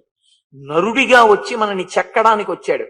దాన్ని నీవేపు ఏదో గుణదోషాలున్నాయో విచారణ చేసుకుని దాన్ని దిద్దుకోవడానికి ప్రయత్నం చేయండి. లేకపోతే ఏమవుతుందంటే, విన్నావా అంటే విన్నాం అంతే, దానివల్ల ప్రయోజనం ఏమైనా సిద్ధింప చేసుకున్నావా అంటే ఏమీ ఉండదు. అప్పుడే ఎటు పక్కకి నిలబడిపోయినట్టు అవుతుందో తెలుసా అండి, రావణుడి పక్కకి వెళ్ళి నిలబడ్డట్టు అవుతుంది. మీరేమి స్వీకరించలేదు అనుకోండి, అప్పుడు రావణుడి పక్కకి వెళ్ళిపోలేదు. రాముడి పక్కకి వెళ్ళిపోవాలంటే స్వీకరించడం రావాలి, మీకు గుణదోషములలో గుణములను స్వీకరించడం రావాలి. కాసేపు ఆగంటాడు, సముద్రానికి సేదు కట్టడం పెద్ద కష్టమా? నా దృష్టిలో సముద్రం అంటే పిల్ల కాలం అంటాడు. అంటే బుద్ధిని తొక్కేస్తాడు. అసలు ఒకవేళ లోపల నుంచి ఏదైనా మంచి పుట్టినా అసలు పుట్టకుండా ఉండడం అన్నది ఉండదండి. మీరు ఎప్పుడూ ఒక విషయం గుర్తుపెట్టుకోండి, నేను మీతో ఓ మాట చెప్తాను, బాగా జ్ఞాపకం పెట్టుకోండి. Nobody in this world is an embodiment of either total goodness or total badness. ఈ బ్రహ్మాండంలో ఏ ఒక వ్యక్తి కూడా పూర్తి మంచివాడు కాడు, పూర్తి చెడ్డవాడు కాడు. మంచిని చెడు పక్కకి చేరుతూనే ఉంటుంది ఎప్పుడు. ఎక్కడ పూజా మందిరం ఉంటుందో అక్కడే భూతాలు ఉంటాయి. నేను మీతో యథార్థం మనవి చేస్తున్నాను. మీ ఇంటి పూజా మందిరం ఎక్కడుందో దెయ్యాలు, భూతాలు, పిశాచాలు ఎక్కడికి వస్తాయంటే పడగదిలోకి, వంటగదిలోకి వెళ్ళవు, పూజ గదిలోకి వస్తాయి. ఎందుకో తెలుసా అండి, అక్కడ మీ అనుష్ఠాన బలం పడిపోతే వాటి బలం పెరుగుతుంది. అందుకని అక్కడికి వస్తాయి. అందుకే మనం ఏం చేస్తాం, అక్షతల వాసం చూసి ఎడంపక్క వేసి ఉత్తిష్టంతో భూత పిశాచాహ, అయ్యా మీరు లేచిపోండి అంటాం. ఎందుకని చీకట్లో వాళ్ళు వస్తారు. వాళ్ళు ఎందుకు వస్తారంటే ముందు పూజ చేయడానికి వస్తారు. సూర్యోదయానికి పూర్వం మీరు నిర్మాల్యం తీయలేదనుకోండి, వాడు మనసా తీసి ముందు పువ్వు వేసి వెళ్ళిపోతాడు. ఆ ఇంట రాక్షస బలం పెరుగుతుంది. సూర్యోదయాత్ పూర్వం నిర్మాల్యం మీరు తీసి దీపం పెట్టారనుకోండి, ఉత్తిష్టంతో భూత పిశాచాహ, మీకు మాకు గొడవేం లేదు, మేము ఈశ్వరుని ఆరాధిస్తాం, మీరు లేవండి అన్నారనుకోండి, ఇప్పుడు దేశకాలములు మీరు పాటించినందుకు వాళ్ళు లేచి వెళ్ళిపోతారు, ప్రతిరోజు వస్తారు. అందుకేగా గుడి అయితే మాత్రం ఉత్తిష్టంతో భూత పిశాచాహ అంటలేదండి. వాళ్ళు లేకపోతే లేవమని ఎందుకంటారు? ఇప్పుడు ఇక్కడ ఎవ్వరు లేరనుకోండి, అయ్యా అందరూ లేచి నిలబడండి అన్నాను అనుకోండి, నన్ను పిచ్చానంటారు కదా. ఎవడు లేని దానికి లేమంటాడు ఏంటంటారు?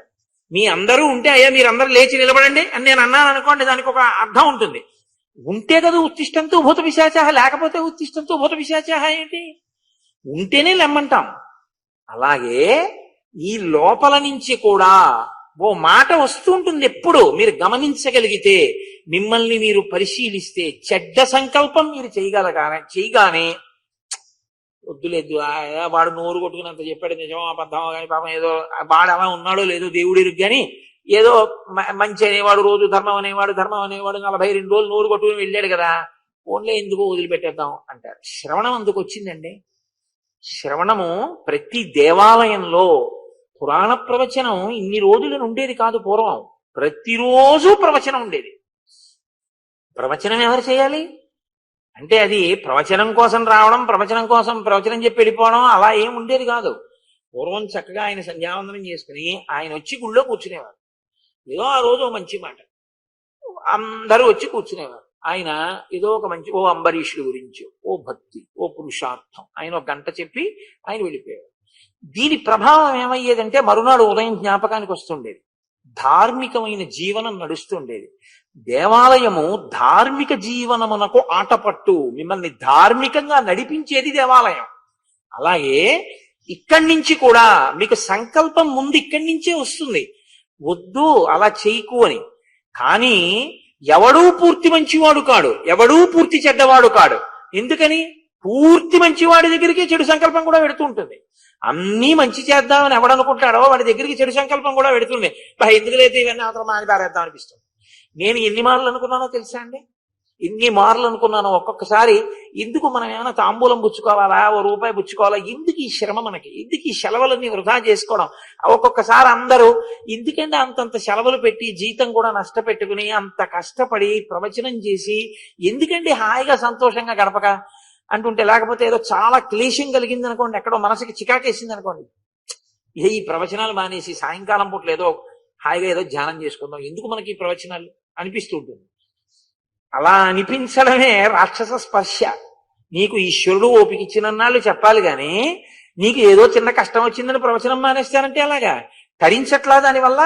తపహ 2 గంటల సేపు ఈశ్వరుడు గురించి చెప్పడం అంటే 2 గంటలు ఉత్తినే చెప్పేయడం కుదురుతుందా? 2 గంటలు మీకు చెప్పాలంటే కనీసం 2 గంటలు నేను చదవాలి. ఇవేమీ చదవకుండా నేను వచ్చి మీకు ఏం చెప్పను? ఇప్పుడు 2 గంటలు చెప్పడానికి 2 గంటలు చదువుతున్నావా? 24 గంటల్లో 4 గంటల తపస్సు జరిగిందా? ఏమీ లేకపోవడం ఏమిటి? నువ్వు పొందట్లా మనుష్య జన్మ ప్రయోజనాన్ని?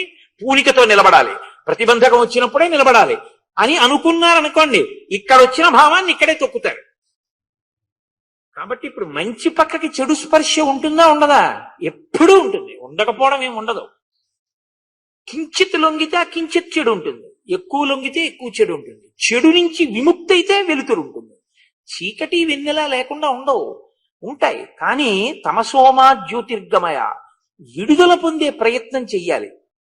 కానీ ధార్మిక ప్రవచనం, ధర్మనిష్ట గురించిన చదువు కేవలం చదువుకోవడానికి, కేవలం వినడానికి అనుకోండి, ఏమీ ఉపయోగం ఉండదు.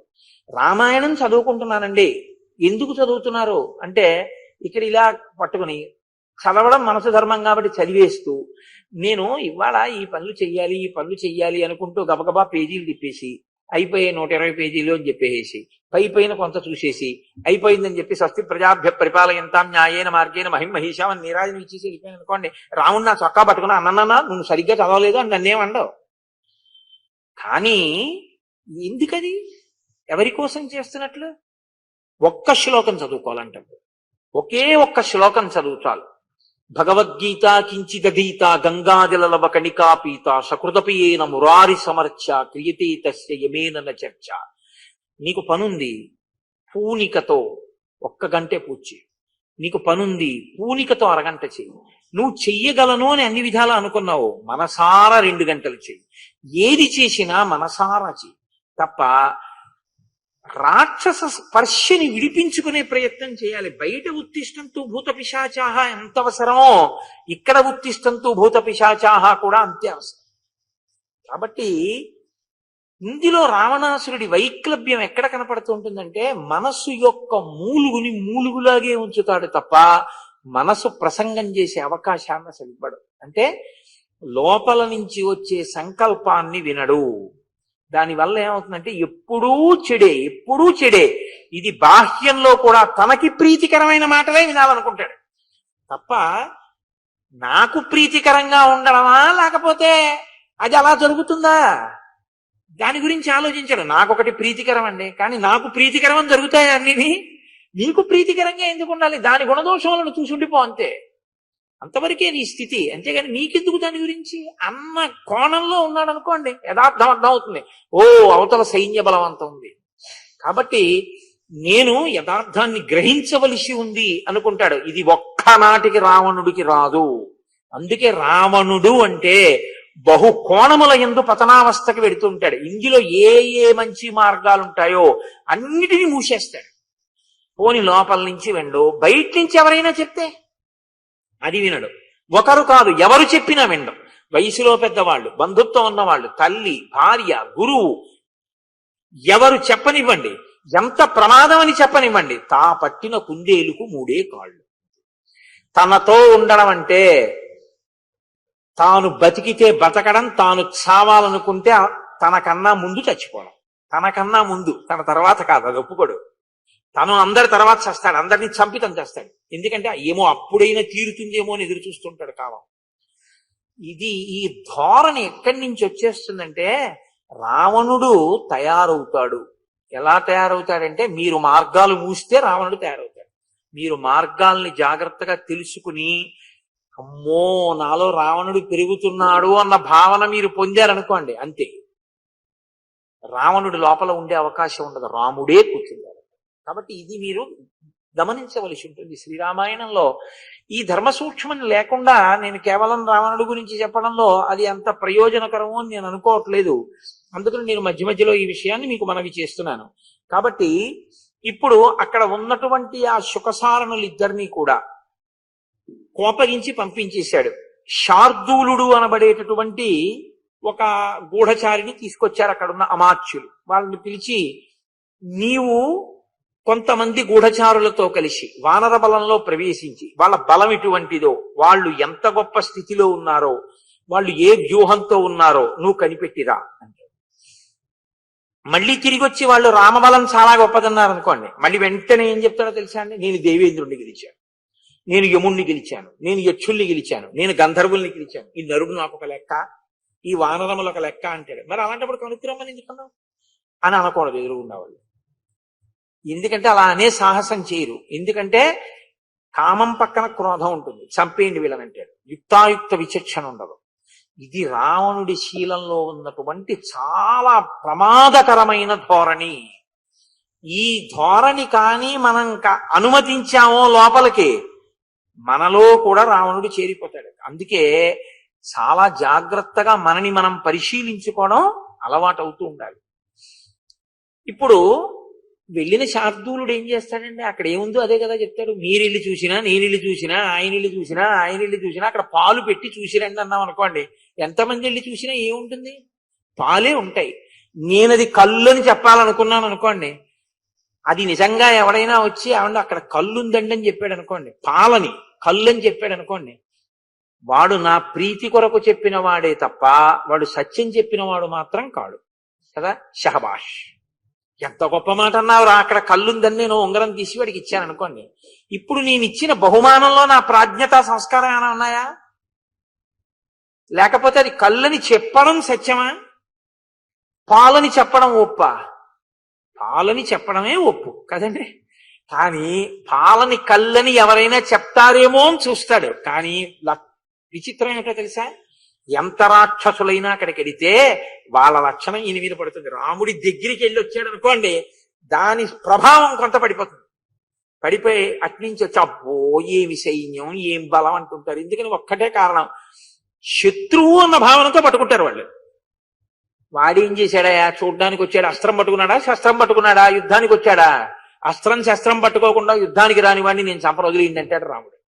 ఈ ధర్మానికి వాళ్ళు ముగ్ధులైపోతారు. ఏదే మనం ఎప్పుడు వినలేదురా, మన వాడి దగ్గర అసలు ఇలాంటి గుణమే లేదని వెళ్ళి అయ్యో ఎంత గొప్పవాడండి, వాళ్ళ ఆవిడి కోసం యుద్ధానికి వచ్చాడు తప్ప పాపం లేకపోతే ఆయన అలా వచ్చేవాడు కాదని అంటాడు. ఈ మాట వాడికి నచ్చదు. వెంటనే అంటాడు నేను వదలను సీతనంటాడు. ఇది రావణ ప్రవృత్తి. కాబట్టి అన్ని మార్లు పంపిస్తాడు. ఇప్పుడు శార్దూలుడు వచ్చి ఏం చెప్తాడు, పాలని చెప్తాడు అంతే కదండి, కళ్ళు అని చెప్పలేడు. అలా ఎవరు చెప్పినా ప్రహస్తుడు చెప్పాలంతే, ఇంకెవరు చెప్పరు. ఇదేగా చెప్పాడు విభీషణుడు. వాడికి తెలుసు కానీ చెప్పడం. ఎందుకు చెప్పడో తెలుసా, నీ వలన ప్రాపకం కావాలి వాడికి. అందుకని నీకేది ఇష్టమో చెప్తాడు తప్ప నీకు ప్రమాదకరమైన సత్యమును ప్రహస్తుడు చెప్పడు. అందుకే మాట్లాడితే రావణుడు ఎవరి పేరు ఎత్తుతాడో తెలుసా అండి, ప్రహస్తుడి పేరు ఎత్తుతాడు. మీరు చూడండి, లోకంలో ఒక లక్షణం ఉంటుంది, నీ చెప్పిన మాట ఎప్పుడు వింటారు అన్న ఆలోచన నాకు ఉందనుకోండి, ప్రీతి జనిస్తుంది అక్కడ. నీ చెప్పింది ఏదో చేస్తాడు ఆయన. కాబట్టి ఇప్పుడు నేను ఎవరి వైపు మొగ్గుతానో తెలుసా అండి, ఆయన్ని కూడా రమ్మనండి, ఆయన్ని కూడా రమ్మనండి, ఆయన్ని కూడా రమ్మనండి అంటాను. నేను ఎడ్డేమంటే ఆయన తెడ్డేమంటాడు అనుకోండి, ప్రతిదానికి బాబా ఆయనకి ఏమైనా పని ఉంటే చూసుకోమనండి అంటారు కదండి. ప్రహస్తుడు అని ఎందుకంటాడో తెలుసా, రేయ్ అది కళ్ళేమో అన్నాడు అనుకోండి, ఆవు పాలైనా కళ్ళని ప్రభువు చెప్పాలనుకుంటున్నాడని గ్రహిస్తాడు. ప్రభు అది కళ్ళు అంటాడు, వీడిగా ఆభరణ ఇస్తాడు. అందుకని ప్రహస్తుడు అంటే ఇష్టం. అందుకే యథాలాపంగా అవసరం ఉన్నా లేకపోయినా ఎవరి పేరు వస్తుంటుందో తెలుసా అండి, ప్రహస్తుడి పేరు వస్తుంది. అంటే వీణ్ణి చంపేవాడు వాడే అని గుర్తు, వీణ్ణి అధర్మంలో బాగా నిలబెడుతున్నాడు అనమాట వాడు. కాబట్టి వాడి వల్ల వీడు చచ్చిపోతాడని గుర్తు. ఇంద్రజిత్ కాని, ప్రహస్తుడు కాని, అకంపనుడు కాని, వీళ్ళెవరు మాట్లాడినా, ఎన్నాళ్ళు మాట్లాడినా ఇదే మాట్లాడతారు తప్ప తప్పు అని మాట్లాడేవాడు ఎవడో ఉండడు. ఒకవేళ ఎవరైనా మాట్లాడినా వీడు వినడు. ఓ మారు చెప్పి వాళ్ళు ఏం చేస్తారంటే తలంచుకు వెళ్ళిపోయే వాళ్లే కానీ వీడి తల వంచగలిగిన వాడు ఉండడు. ఎందుకు ఉండడో తెలుసా అండి, వీడి తపోబలం. కాబట్టి వీడు వంచడు, వాళ్ళు వంచలేరు. కాబట్టి వాళ్ళు వంచలేని తల, వీడు వంచని తల ఉండడానికి వీల్లేదు. కాబట్టి తరిగేస్తాడు రామచంద్రమూర్తి. ఇంతే రామాయణం. ఇది మీరు పట్టుకోగలిగితే మనం ఎలా ఉండాలో మనకి తెలిసిపోతుంది. కాబట్టి ఇప్పుడు బాగా ఆలోచించాడు. నేను మీతో అన్నాను కదా, ఎప్పుడూ మళ్ళీ ఆది దగ్గరికి వెళ్ళిపోతుంది, కామం దగ్గరికి వెళ్ళిపోతుంది. రాముడు వచ్చేసాడు. యుద్ధం చేసి గెలవగలనన్న ధైర్యం పోతోంది. ఎందుకంటే అటు ధార్మిక నిష్ట ఉంది, సముద్రాన్ని దాటాడు. ఇంత వానర బలం ఉంది, సామాన్యులు కారు, యోధులు. కాబట్టి ఇప్పుడు ఎలా యుద్ధం? ఇప్పుడు రాముడు ఎందుకు వచ్చాడు యుద్ధానికి? సీతమ్మ కోసం వచ్చాడు. సీతమ్మ తనదైతే రాముడు వచ్చి ఉపయోగం లేదు, అప్రతిష్టపాలైపోతాడు. సీత లేని రాముడు ప్రాణం వదిలేస్తాడు, తన యుద్ధం చేయక్కర్లేదు.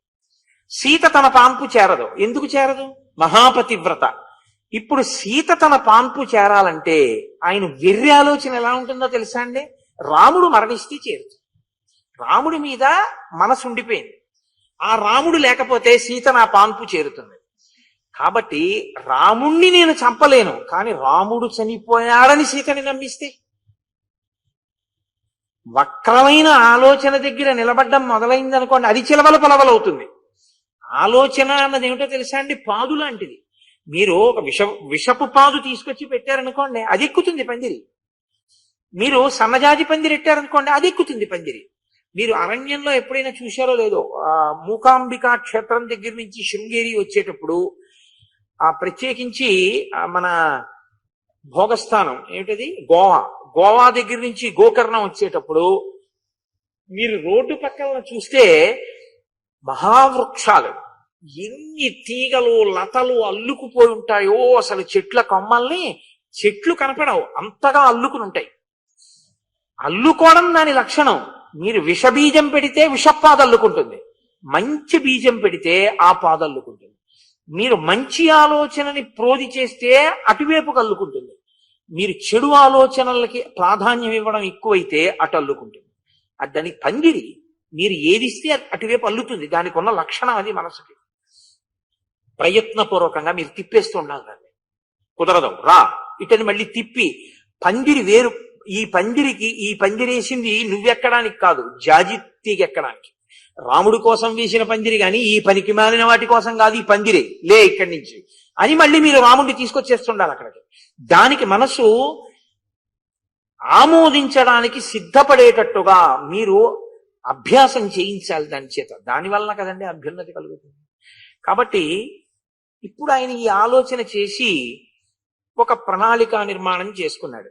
చేసుకుని వెంటనే విద్యుజ్జిహ్వుడు అనబడేటటువంటి ఒక రాక్షసుణ్ణి పిలిచాడు. పిలిచి, శిరో మాయామయం గృహ్య రాఘవస్య నిశాచర త్వం మాం సముపతిష్టస్య మహచ్చ శశరం ధను.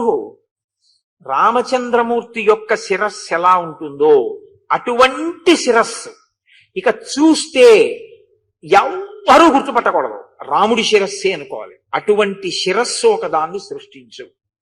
రాముడి చేతిలో ధనస్సు బాణము ఎలా ఉంటాయో అటువంటి ధనస్సు బాణములు సృష్టి చేసి నేను వెడుతున్నప్పుడు, నేను పిలిచినప్పుడు రావడానికి వీలుగా అశోకవనానికి బయట నిలబడి ఉండు అని చెప్పాడు. చెప్పి తాను అశోకవనానికి బయలుదేరాడు.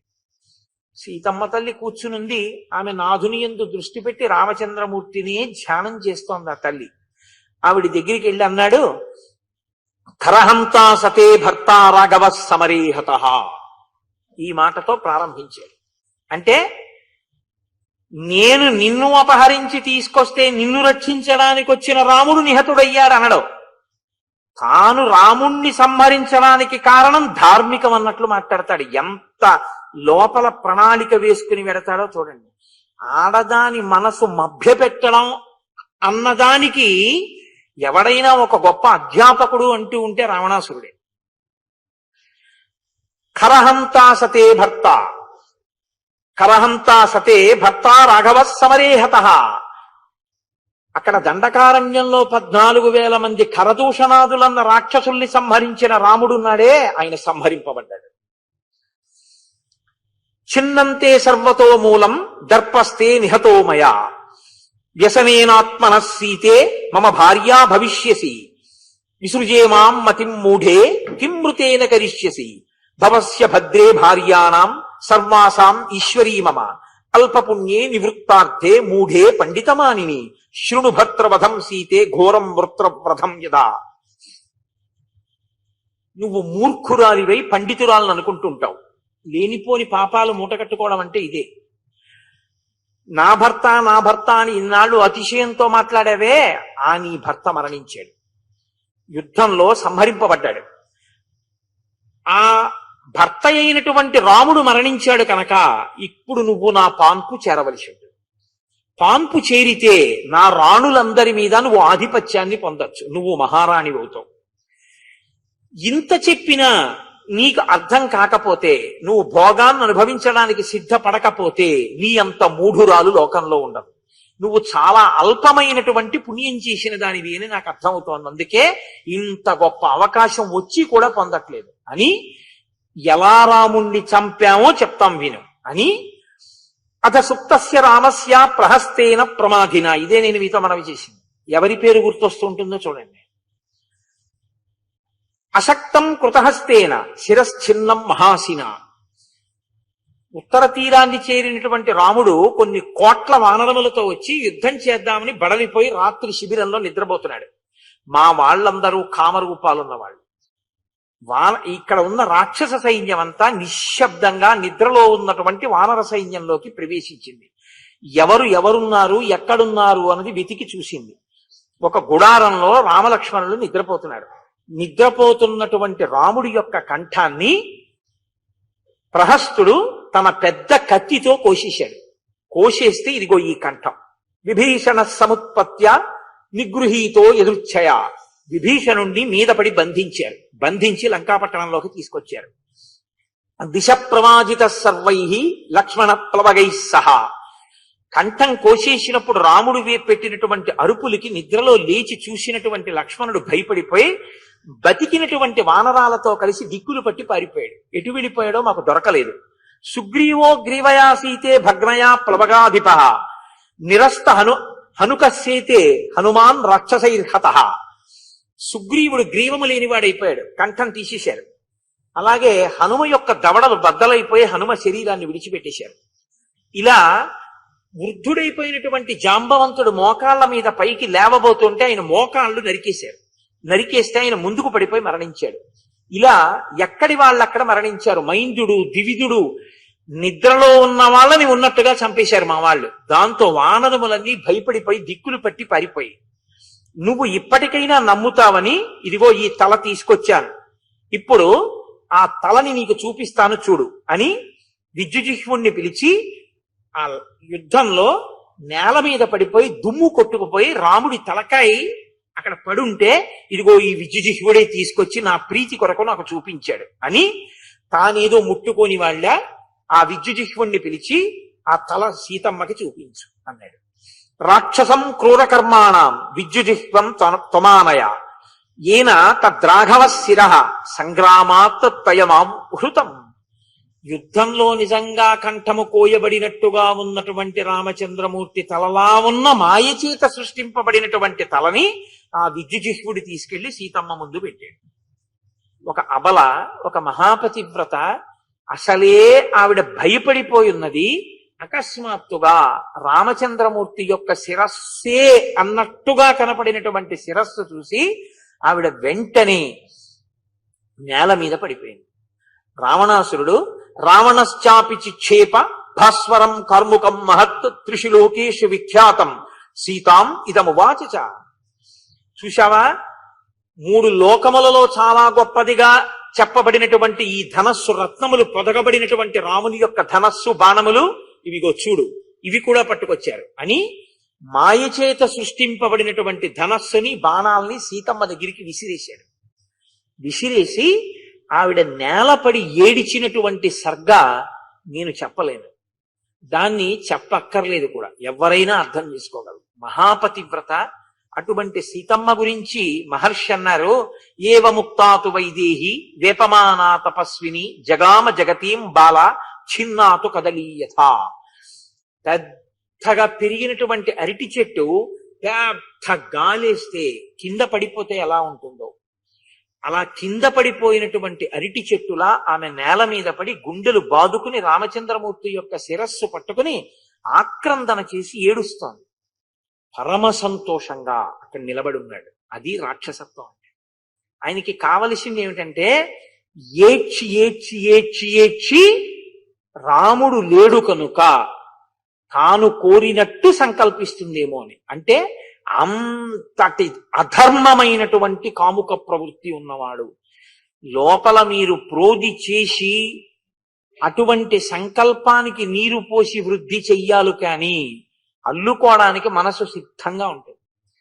పందిరి పందిరి ఎవరి కోసం వేశారో అనవసరం, అల్లుకోవడానికి విషపు తీగ కూడా సిద్ధంగా ఉంటుంది కదండి, ఛేదించవలసి ఉంటుంది ప్రయత్నపూర్వకంగా. కానీ నేను మీతో మనవి చేసింది ఇదే, సీతమ్మ తల్లి ఇంత ఖేద పడుతుండగా ఏమి జరిగి ఉండేదో తెలియదు. కానీ అకస్మాత్తుగా ఒక ఆశ్చర్యకరమైన విషయం జరిగింది. మహారాజా జయీభవ విజయీభవ అంటూ ఒక వార్తాహరుడు వచ్చాడు. ఎందుకో మీతో చాలా ముఖ్యంగా మాట్లాడాలి అని ప్రహస్తుడు వచ్చి సభాభవనం దగ్గర నిలబడ్డాడు. మీరిక్కడ ఉన్నారని తెలిసి మీకు కబురు చెప్పమన్నాడు అన్నాడు. ఆ ప్రహస్తుడంటే మహాప్రీతి వాడికి. కాబట్టి ప్రహస్తుడు వచ్చాడంటే తనకేదో ప్రీతికరమైన వార్త చెప్తాడు అని అనుకున్నాడు.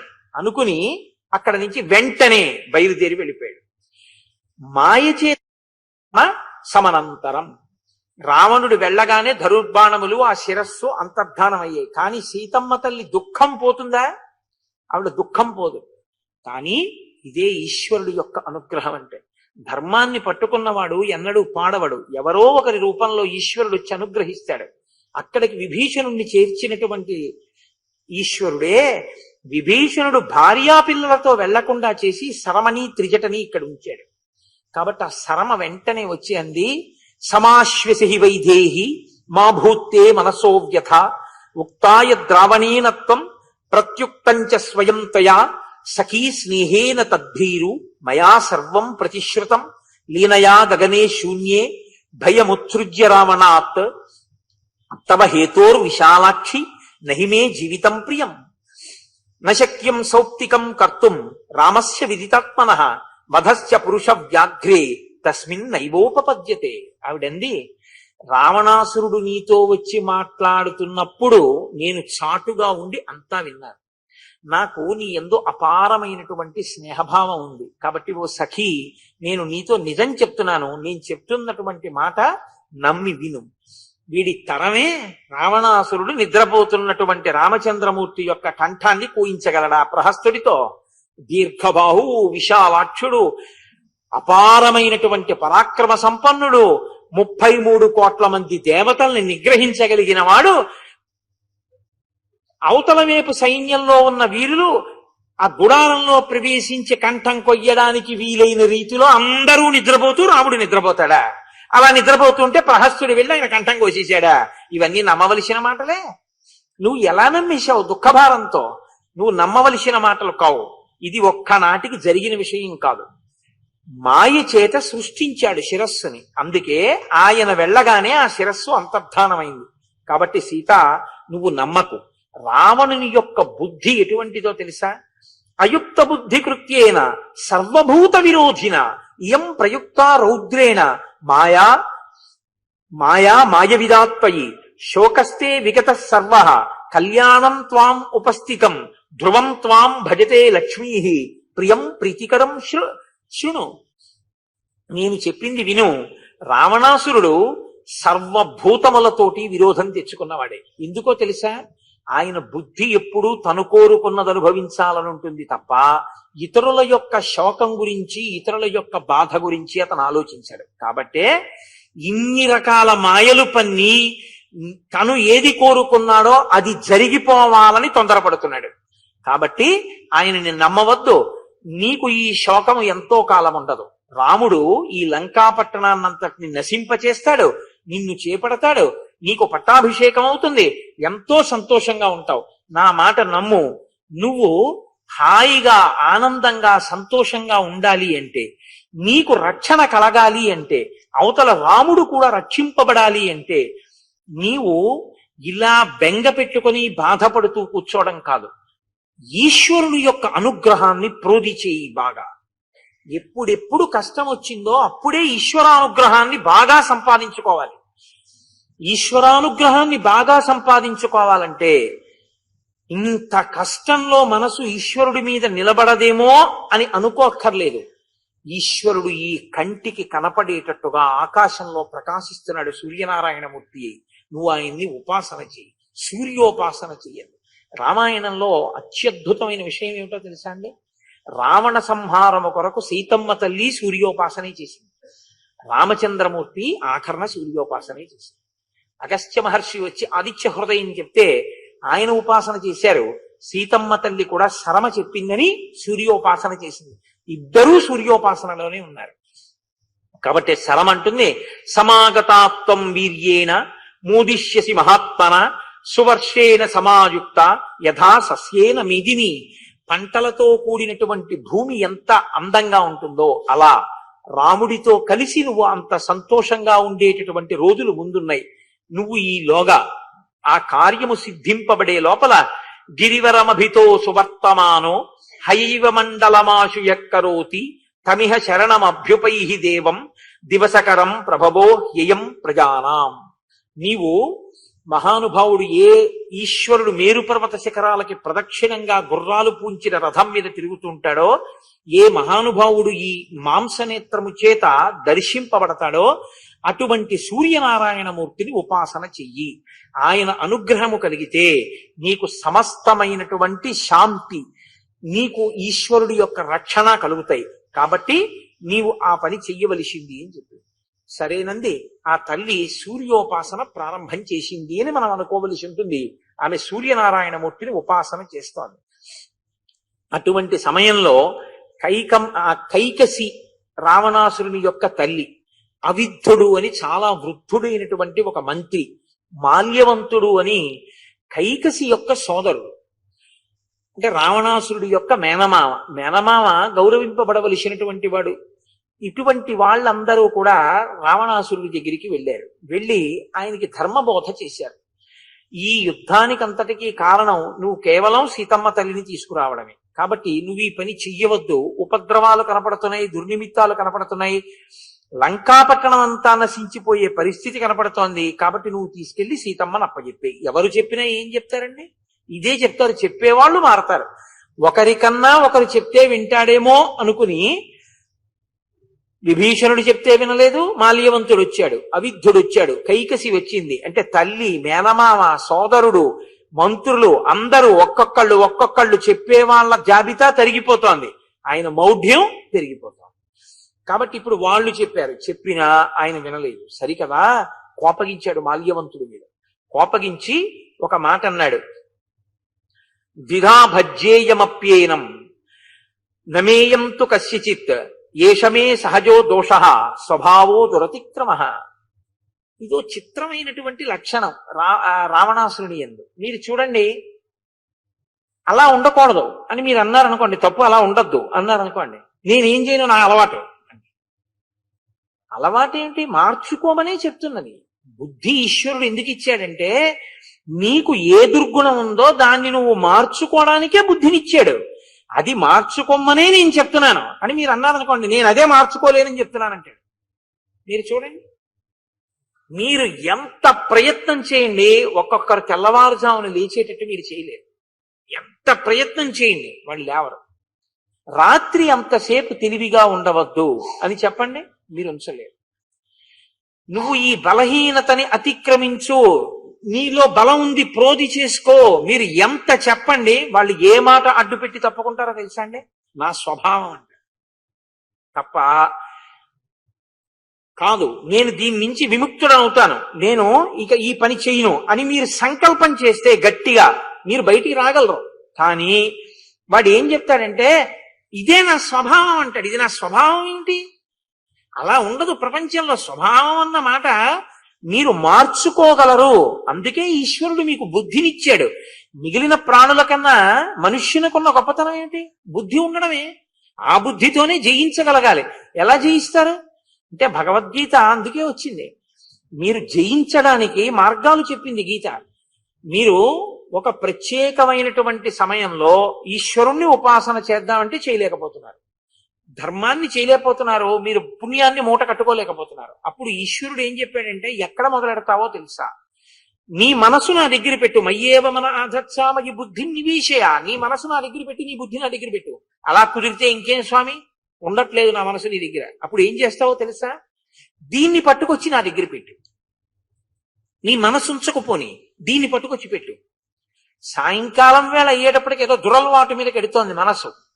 దీన్ని పట్టుకొచ్చి రోజు శివాలయానికి ఎడతాను అని ఒక నిర్ణయం చేసుకుని 6 నుంచి 7 శివాలయంలో కూర్చుంటాను అని తీసుకెళ్లి దీన్ని అక్కడ మారేశారు అనుకోండి మీరు. ఇది ఏం చేస్తుందో తెలుసా అండి? దీనికి ఉన్న బలము బలహీనత అదే. పావుతకు వారు గుర్తు చేస్తుంది, గుళ్ళోకి వెళ్ళాలి కదా అంటే. అప్పుడు మీరు అన్నారనుకోండి ప్రమాదం వస్తుంది. అవును వెళ్ళాలి అంటున్నారు అనుకోండి, కొన్నాళ్ళకి ఏమవుతుందో తెలుసా అండి? మీకు 6 గంటలకి గుళ్ళోకి వెళ్ళి కూర్చోవడంలో సంతోషంగా, చాలా సంతోషంగా ఉంటుంది. అది మొదట్లో విముఖంగా ఉంటుంది, కానీ తర్వాత ఏం చేస్తుందంటే అలవాటు పడిపోతుంది.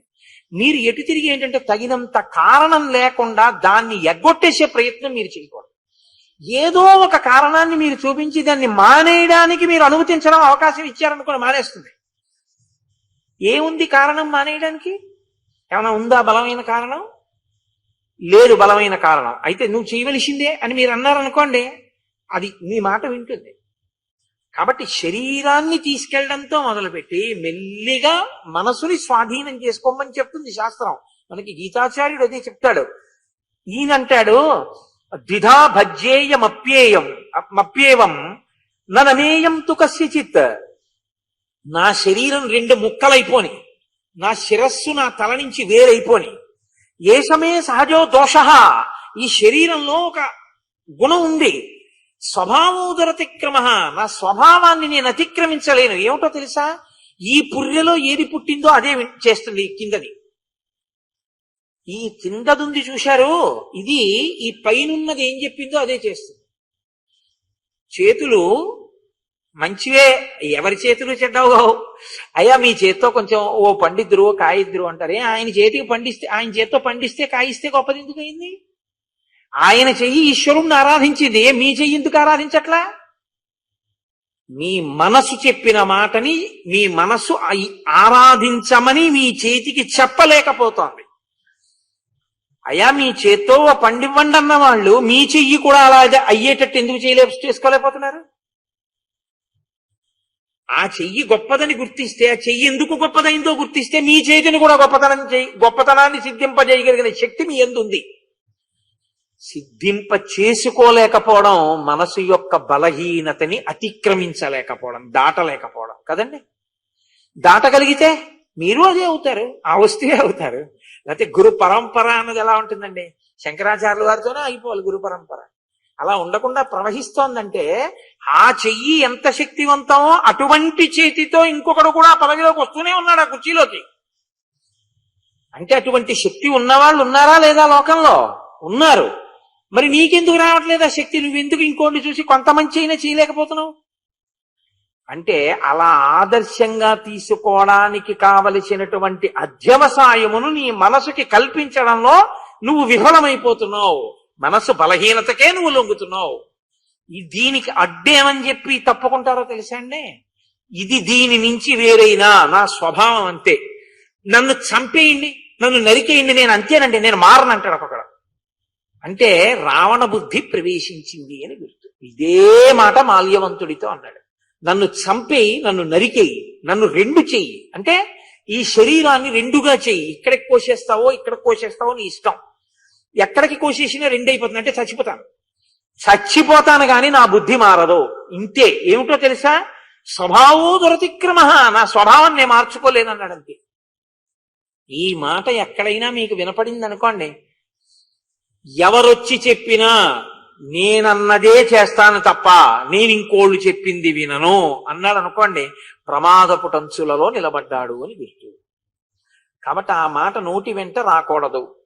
ఇది తావత్ సముద్రేతు సేతుర్బద్ధో ఎదుర్ఛయ రామేణ విస్వయ కోత్ర ఏనతే భయమాగతం. ఏమిటి మీ అందరూ వచ్చి రాముడు వచ్చేసాడు, వానరులు వచ్చేసారు, సేతువు కట్టేశారు అంటారేమిటి? సేతువు కట్టేయడం పెద్ద కష్టమా? సముద్రం ఏమిటి? ఓ పిల్ల కాలువ తీసుకొచ్చి ఇంత మట్టి పోస్తే సేతువు. సేతువు కట్టేశాడు, సముద్రం ఏమన్నంత గొప్పదా అన్నాడు. ఇంకెవరు చెప్తారండి? ప్రారంభంలో ఏమన్నాడు? సముద్రానికి సేతువు కట్టాడంటే మాటలు కాదు. ఇప్పుడు ఏమంటున్నాడు? అది పిల్ల కాలువ, దానికి సేతువు కడితే ఆశ్చర్యం ఏమిటి మీకు? దానికి అంత భయం ఏమిటి? నేను ఇంద్రుడిని జయించాను, నేను యక్షుల్ని జయించాను, కిన్నెరుల్ని జయించాను, కింపురుషుల్ని జయించాను, రాముడు మానవుడు, నాకు పెద్ద లెక్క, నేను చంపేస్తాను. యుద్ధకాండని యుద్ధకాండగా వినడం ఒక ఎత్తు, యుద్ధకాండలోంచి మనలో మార్చుకోవలసిన విషయాలను వినడం ఒక ఎత్తు. కాబట్టి ఇప్పుడు మాల్యవంతుడు అన్నాడు, ఆశీర్వచనం చేశాడు. అంటే పెద్దలైన వారు ఏం చేయగలరు? బాగుండాలని మీరు కోరుకుంటున్నారు, ఆయనేమో బాగుండడానికి సిద్ధంగా లేడు. కాబట్టి మీరు కోప్పడి శాపవాక్కు విడిచిపెట్టారనుకోండి, ఇంకా తొందరగా పాడైపోతాడు. మీరు ఎందుకు వచ్చారు? బాగు చేయడానికి వచ్చారు. ఇప్పుడు బాగుపడే దృష్టి వీడికి కలుగుగాక అనో ప్రార్థన చేసి వెళ్ళాలిగా. అప్పుడు మీ పెద్దరికం నిలబడిందని గుర్తు. మీరు కోపానికే వశులైపోయారు అనుకోండి, అప్పుడు మీ పెద్దరికం అయినట్టు అది కలిపోయినట్టే కాదు. అలా ఉండకూడదు కదా. కాబట్టి మాల్యవంతుడు అన్నాడు, జయాశిషాచరాజానాం వర్ధయిత్వా యథోచితం మాల్యవాన్ అభ్యనుజ్ఞాతో జగామస్వం నివేశనం. నాయన నీకు జయము కలుగుగాక అని ఆశీర్వదించి, నేను బయలుదేరనా అని అడిగి ఆ భవనాన్ని విడిచిపెట్టి తన ఇంటికి వెళ్ళిపోయాడు. అంటే ఇప్పుడు ఆయన ఏమైనా బాధపడతాడా? వినలేదని ఆయన బాధపడ్డాడు అనుకోండి, ఆయన కూడా జారిపోయినట్టు. తన కర్తవ్యం తాను నిర్వహించాడు. నేను చెయ్యవలసిన విషయం నేను చేశాను, నేను చెప్పగలిగింది చెప్పాను. వినకపోతే వాడి కర్మ, నేనేం చేస్తాను? నేను దగ్గరుండి చేయిస్తానా? One can take a horse to your pond but you can't make it drink. మీరు గుర్రాన్ని నీటి దగ్గరికి తీసుకెళ్లగలరేమో కానీ నీరు తాగించగలరా? తాగించలేరు. అందుకే కదండి మహాసత్పురుషుడైనటువంటి వాడి కడుపున ఒక్కొక్కసారి దుర్మార్గుడు పుడుతుంటాడు. కారణం ఏంటంటే ఎదురుగుండా తండ్రి ఉంటే తానెలా దుర్మార్గుడు కాగలిగాడు గుణనిధి కథలో? అంటే తన మనసుని తాను నిగ్రహించలేకపోయాడు కాబట్టి పాడైపోతాడు అంతే. కాబట్టి ఇప్పుడు మాల్యవంతుడు వెళ్ళిపోయాడు. వెళ్ళిపోయిన తరువాత రామచంద్రమూర్తి సైన్యాన్నంతటినీ తీసుకుని ఒక్కసారి అసలు ఆ అంతఃపురం, ఆ లంకాపట్టణం, దాని వైభవం చూడాలి అనుకున్నారు. లంకలో ఉన్న విచిత్రం ఏమిటంటే దక్షిణ తీరంలో దీని గురించి విశ్వకర్మ చెప్తారు. ఎక్కడ చెప్పారంటే ఉత్తరాఖండలో చెప్పారు. ఇక్కడ చెప్పలేదు కానీ ఉత్తరాఖండలో ఉంది ఆ విషయం. 100 యోజనముల సముద్రాన్ని దక్షిణ తీరంలో దాటి విడితే 2 మహాద్భుతమైనటువంటి పర్వతాలు ఉన్నాయి. ఒకటి సువేలము, ఒకటి త్రికూటము. ఈ 2 పర్వతాల్లోనూ త్రికూటం మీద లంక ఉంటుంది, సువేలం మీదకి రాముడు ఎక్కుతాడు. సువేల పర్వతం మీదకి రాముడు వానర సైన్యంతో కలిసి ఆ పర్వత శిఖరం పైకి వెళ్ళాడు. అక్కడి నుంచి లంకాపట్టణంలోకి ఆ ఉన్నటువంటి నగరాన్నంతటినీ చూద్దాము అని. కాబట్టి ఇప్పుడు ఆయన సువేల పర్వతం మీదకి ఎక్కేటప్పటికి చీకటి పడింది.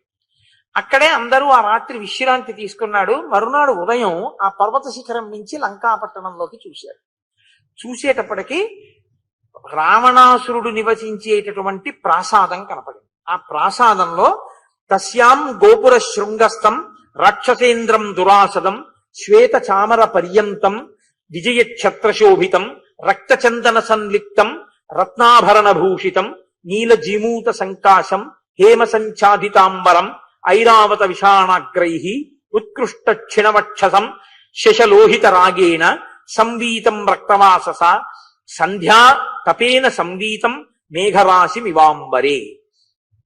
వెంటనే అలా చూసేసరికి తెల్లటి గొడుగు కింద అమూల్యమైనటువంటి పట్టుబట్ట కట్టుకుని నల్లటి మబ్బు కిందకి దిగితే ఎలా ఉంటుందో అటువంటి స్వరూపంతో చిత్ర విచిత్రమైనటువంటి బంగారు ఆభరణములను ధరించినటువంటి వాడై గుండెల మీద ఐరావతం తన కొమ్ములతో కుమ్మి, తన యొక్క దంతములతో కుమ్మితే ఏర్పడినటువంటి గాయములతో కూడినటువంటి వాడై చెవుల పిల్లి రక్తం ఎలా ఉంటుందో అటువంటి ఎరుపుతనంతో కూడిన ఎర్రచందనాన్ని ఒళ్ళంతా అలదుకున్నవాడై చాలా విలాసంగా ఒక ఆసనం మీద మేడ మీద కూర్చున్నటువంటి రావణాసురుడు కనపడ్డాడు. కనపడగానే ఎవరికి ఎక్కువ కోపం రావాలి? రామచంద్రమూర్తికి రావాలి. కానీ రాముడు నిగ్రహించుకున్నాడు. ఇది జితక్రోధ, ఎక్కడ అవసరమో అక్కడ బయట పెడతాడు. కానీ సుగ్రీవుడు తప్పు అని మీరు చెప్పడం చాలా కష్టం. ఎందుకో తెలుసా అండి? తొందరపడి తప్పు అని చెప్పేయడం చాలా తేలిక. అపారమైనటువంటి ప్రేమ ఉన్నవాడు తట్టుకోలేకపోయాడు సుగ్రీవుడు. వెంటనే ఒక్క దూకు దూకి ఎగిరి రావణాసుడి యొక్క అంతఃపురంలో పడ్డాడు. పడి ఆ కూర్చున్నటువంటి ఆ రావణుని యొక్క కిరీటాన్ని పట్టుకుని లాగేశాడు. లాగేసి ఒక్కసారి దాన్ని తీసి నేలకేసి కొట్టాడు. ఆ కిరీటం లేకుండా నిలబడిపోయినటువంటి రావణుడు వచ్చినవాడు సుగ్రీవుడు అని గుర్తించాడు. లోకనాథస్య రామస్య సఖాదాసోస్మి రాక్షస నమయా మోక్షసేద్యత్వం పార్థివేంద్రస్య తేజస ఇత్యుక్త్వా సహసోత్పత్య పుప్లువేతస్య చోపరి అకృష్య మకుటం చిత్రం పాతయిత్వా పతద్ధువి సుగ్రీవత్వం పరోక్షం మే హీనగ్రీవో భవిష్యసి అంటాడు రావణాసురుడు. ఆ కిరీటం తీసి నేలకేసి కొట్టి ఒక్కసారి రావణాసురుడిని పట్టుకుని ఒక్క కుదుపు కుదిపి కిందకి తోసేశాడు. ఆయన నేల మీద పడిపోయాడు. పడిపోయినటువంటి రావణుడి దగ్గరికి వెళ్ళి లోకనాథస్య రామస్య, లోకనాథుడైనటువంటి రామచంద్రమూర్తి యొక్క సఖుణ్ణి నేను, నా పేరు సుగ్రీవుడు, నేను నిన్ను నిర్జించడానికి వచ్చానని ఆయనతో కలియబడ్డాడు. రావణుడు అన్నాడు, నా కంట పడలేదు కాబట్టి సుగ్రీవుడివి, ఇక నా కంట పడ్డావు కాబట్టి నువ్వు గ్రీవము లేనివాడి అవుతావు, అంటే కంఠం లేనివాడి అవుతావని ఇద్దరూ కలియబడ్డారు. చాలా విశేషమైనటువంటి మల్ల యుద్ధం జరుగుతోంది. ఇద్దరూ యుద్ధం చేస్తున్న సమయంలో రావణాసురుడు అకస్మాత్తుగా తన మాయాబలాన్ని పైకి తీశాడు. ఇది చమత్కారంగా ఉంటుంది. కాబట్టి ఇప్పుడు సుగ్రీవుడు గమనించాడు, ఓహో మాయాయుద్ధాన్ని ప్రారంభం చేశాడు. మాయాయుద్ధం ఎప్పుడూ టక్కరితనంగా ఉంటుంది. ధర్మయుద్ధం మాయాయుద్ధం ముందు నిలబడగలదా అంటే చిట్ట చివరికి నిలబడుతుందని చెప్పాలి. ఎందుకంటే అలా చెప్పకపోతే ధర్మం అన్న మాటకు అర్థం ఉండదు. కానీ తాత్కాలికంగా మాత్రం మాయాయుద్ధాన్ని జయించడం అంత తేలికైన విషయం ఏం కాదు. కాబట్టి ఒక్క క్షణంలో మాయాయుద్ధం చేయడానికి సిద్ధపడుతున్నాడని గ్రహించిన సుగ్రీవుడు రావణాసురుడి అంతఃపురం నుంచి ఒక్క దూకు దూకి మళ్ళీ రామచంద్రమూర్తి ఉన్న చోటుకొచ్చి సువేల పర్వత శిఖరం మీద నిలబడ్డారు.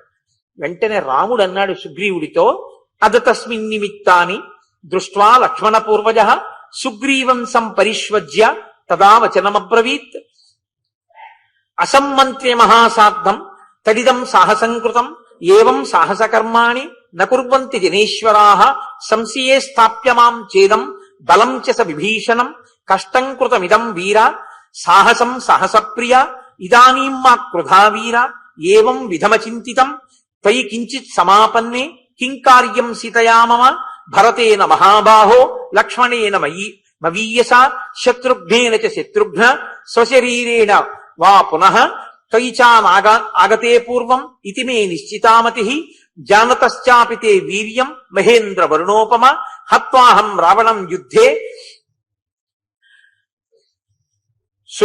సుషత్ర బలవాహనం అభిషిచ్య చ లంకాయాం విభీషణ మధాపి చ భరతే రాజ్యమావేశ్య త్యక్షే దేహం మహాబల.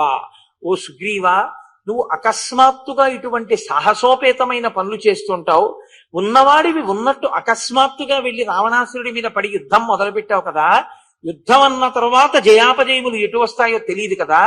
ఒకవేళ జరగరానిది ఏదైనా జరిగితే అప్పుడు నాకు అసలు సీతమ్మ లభించినా ఏమిటి ఉపయోగం? లక్ష్మణుడే నా పక్కన ఉన్నా ఏమిటి ఉపయోగం? నన్ను నమ్మిన ప్రాణమిత్రుడు నా కొరకు ఉపకారం చేద్దామని వచ్చిన వాడు జరగరానిది జరిగి శరీరాన్ని విడిచిపెడితే నేను ఉండగలనా?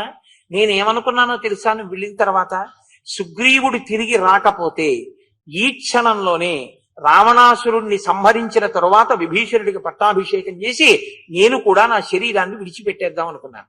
ఇక తిరిగి వెళ్లే ఉద్దేశ్యం కూడా నాకు లేదు. నేను నీతో పాటు స్వర్గలోకానికి రావాలి అని అనుకున్నాను. కాబట్టి ఇంకెప్పుడూ నువ్వు ఇటువంటి దూకుడుతో కూడిన చేష్టితములు చేయవద్దు, సాహసములు చేయవద్దు. అంటే రామచంద్రమూర్తి యొక్క ప్రియత్వం అంటే ఆయన ప్రేమ అలా ఉంటుంది. ఒక్కసారి మీరు రాముణ్ణి నమ్మి ఒక్కసారి మీరు రామ కింకరుడయ్యారనుకోండి, అంతే.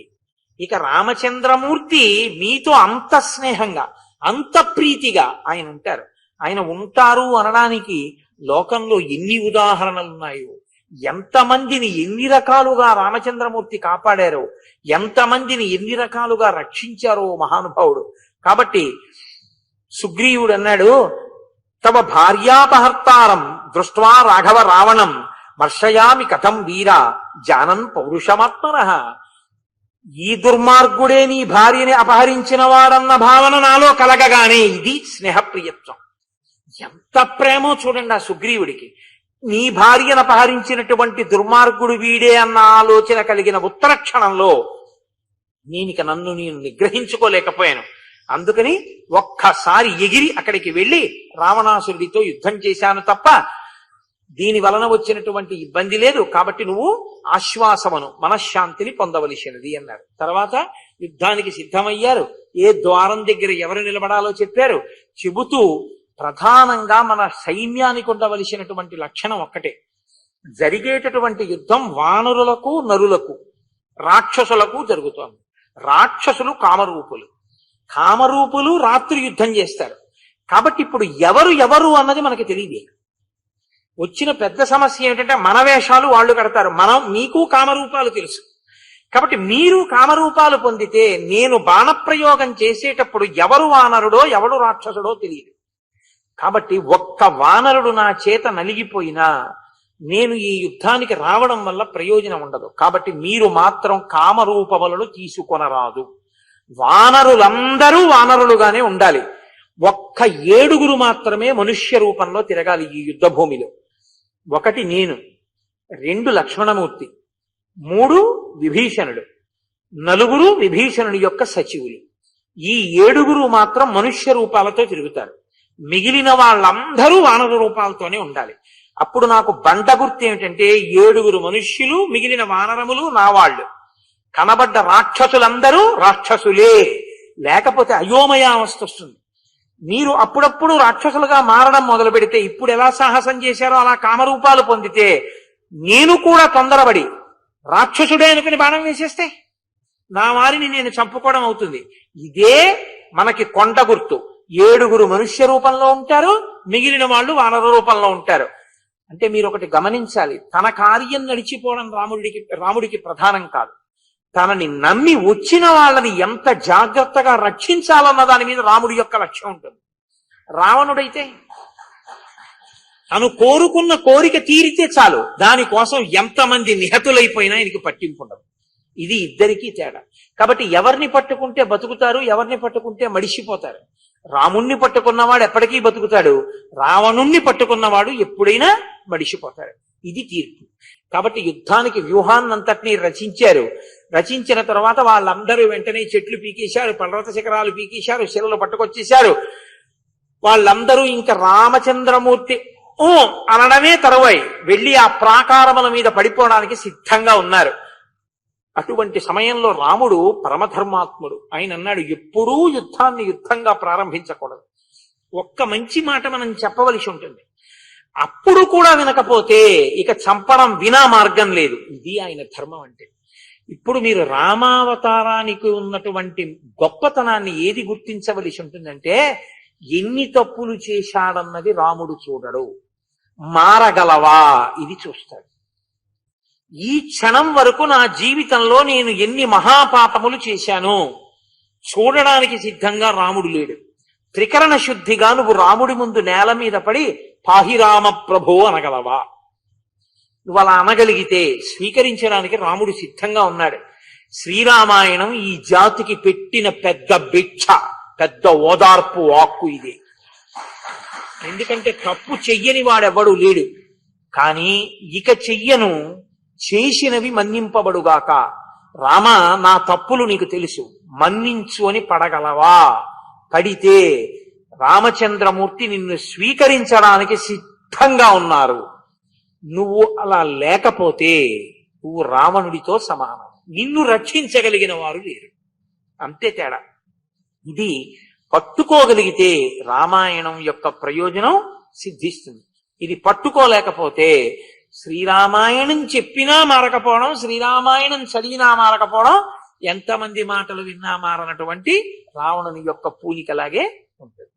కాబట్టి ఇప్పుడు ఆయన పిలిచన్నారు, నేను ఏ సీతమ్మ తల్లి కోసం యుద్ధానికి బయలుదేరి లంకాపట్టణానికి వచ్చానో ఆ లంకాపట్టణాన్ని నశింప చెయ్యకుండా ఉండను.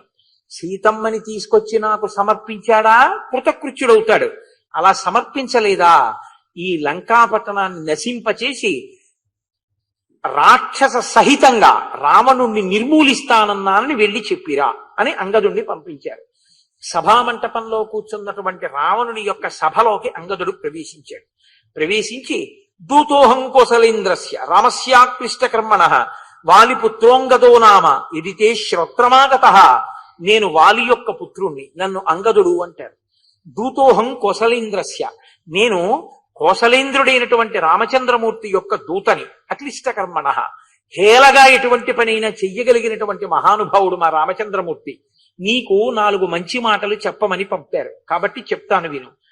అహత్వాం రాఘవో రామ కౌసల్యానందవర్ధన నిష్పత్య ప్రతియుద్ధస్వ నృశంస పురుషోభవ హంతాస్మిత్వాం సహామాత్యాం సపుత్ర జ్ఞాతి బాంధవం నిరుద్విగ్నాస్త్రయో లోక భవిష్యంతి హతే త్వయి దేవదానవ యక్షాణం గంధర్వోరగ రక్షసాం శత్రుం అద్యోద్ధరిష్యామి త్వాం ఋషీణాంచ కంటకం విభీషణస్య చైశ్వర్యం భవిష్యతి హతే త్వయి నచేత్ సత్కృత్య వైదేహీం ప్రణిపత్య ప్రదాస్యసి ఇత్యేవం పరుషం వాక్యం బ్రువాణే హరిపుంగవే అమర్ష వశమాపన్నో నిశాచర గణేశ్వర. నీ యొక్క బంధు పుత్ర మిత్ర పరివారంగా లంకాపట్టణంతో సహా నశింపజేయడానికి రామచంద్రమూర్తి సైన్యంతో యుద్ధానికి సిద్ధంగా ఉన్నారు. నీతో ఒక్క మాట చెప్పమని చెప్పారు. ఇప్పటికైనా నీ తప్పు తెలుసుకుని సీతమ్మని రామచంద్రమూర్తికి అప్పజెప్తే నిన్ను క్షమించి వెళ్ళిపోవడానికి రాముడు సిద్ధంగా ఉన్నాడు. కాబట్టి సీతమ్మని అప్పజెప్తావో లంకతో సైన్యంతో కుటుంబంతో నశించిపోతావో తేల్చుకోవలసిన సమయం ఆసన్నమైంది. కాబట్టి రావణ, నీకు ఈ మంచి మాటలు చెప్పడానికి వచ్చాను, వాలిపుత్రుణ్ణి అంగదుణ్ణి అని చెప్పారు. వెంటనే రావణుడు అన్నాడు, ఈ వానరాన్ని పట్టి బంధించి సంహరించండి. ఇదే రాముడైతే. అందుకే మహర్షి పక్క పక్కనే చూపిస్తుంటారు. ఇదే రామచంద్రమూర్తి అయితే నిజంగా దొరికినా కూడా నీ దగ్గర అస్త్రం లేదు శస్త్రం లేదు, నిన్ను నేను చంపను, వెళ్ళిపోమంటాడు. రావణుడైతే పట్టి చంపేయమన్నాడు. అప్పుడైతే తప్పని చెప్పడానికి విభీషణుడు ఉన్నాడు, ఇప్పుడు చెప్పడానికి ఆ విభీషణుడు కూడా లేడు. మంచి చెప్పే వాళ్ళని కూడా దూరం చేసుకుంటున్నాడు. జీవితంలో అన్నిటికన్నా గొప్ప లక్షణం ఏంటో తెలుసా అండి? మీకు వినడానికి కొంచెం కష్టంగా అనిపించినా వీడేమిట్రా చెవులో ఇలా ఉడకట్టుకుని పూరేస్తాడు అస్తమానం, తప్పు తప్పు తప్పు తప్పు అంటాడు అని చెప్పి మీరు దూరం ఎప్పుడూ అవ్వకూడదు. సత్పురుషులకు ప్రయత్నపూర్వకంగా మీరు దగ్గరగానే ఉండాలి. మీకు మంచి బోధ చెయ్యాలి అనుకున్నవాడు మంచినే బోధ చేస్తాడు కదండి. అది కష్టంగా ఉండొచ్చు, కానీ మీరు వారినే బాగా పట్టుకోవాలి. ఎందుకో తెలుసా? ఆయన దూరం అయిపోయాడు అనుకోండి, ఇప్పుడు పెద్ద ప్రమాదం ఎక్కడొస్తుందంటే మీకు మంచి చెప్పేవాడు ఉండడు. మంచి చెప్పేవాడు ఉండడు కాబట్టి చెడు వైపుకి వెళ్ళి తొందరగా నశిస్తాడు. తొందరగా నశించిన తరువాత తిరియక్కుల్లోకి వెడతాడు. తిరియక్కుల్లోకి వెళ్ళిన తర్వాత మళ్ళీ వినగలిగినటువంటి ప్రజ్ఞ ఉన్న మనుష్య జన్మలోకి రావడానికి కొన్ని కోట్ల జన్మలు ఎత్తాలి. ఇన్ని కోట్ల జన్మలు ఎత్తితే ఏమిటంటే ఇబ్బంది అని మీరు నన్ను అడగచ్చు. సహజంగా చచ్చిపోయే అవకాశం ఉండదు. అది పెద్ద బాధ. మనుష్య జన్మకి వరం ఏమిటంటే ఆఖరి ఊపిరి తనంత తాను వదిలిపెట్టేంత వరకు ఎవరు ముక్కు మూసి చంపేరు. కానీ మిగిలినటువంటి జీవుల్లో ఏమిటో తెలుసా అండి? ఎంత కండపట్టింది అన్నంత వరకే పోషిస్తారు.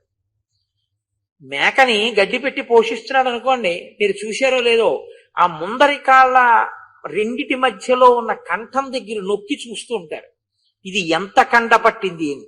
ఎంత బరువు ఉంటుంది ఈ మేక అన్నదాన్ని బట్టి ధర పలుకుతుంది.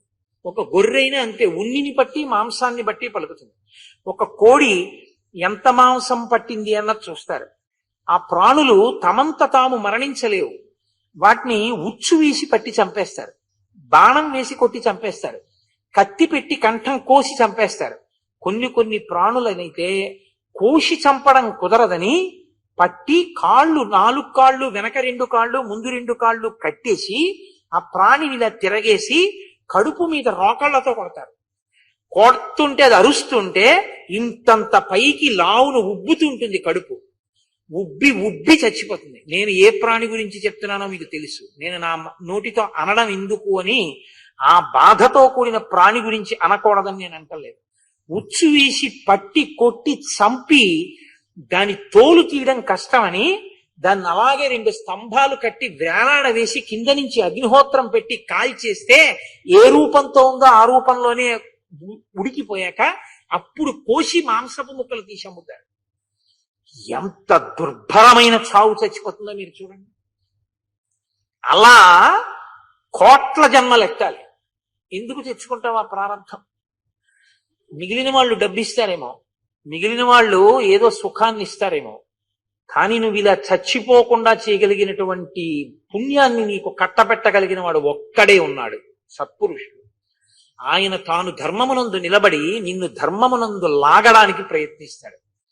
నువ్వు ఆ ఒక్క బంధనంగాని వదిలేసుకున్నావో చాలా ఇబ్బందుల్లోకి వెళ్ళిపోతావు. అందుకే కష్టంగా ఉన్నా అంటి పెట్టుకుని ఉండి తీరాలి సత్పురుషుడితోటి.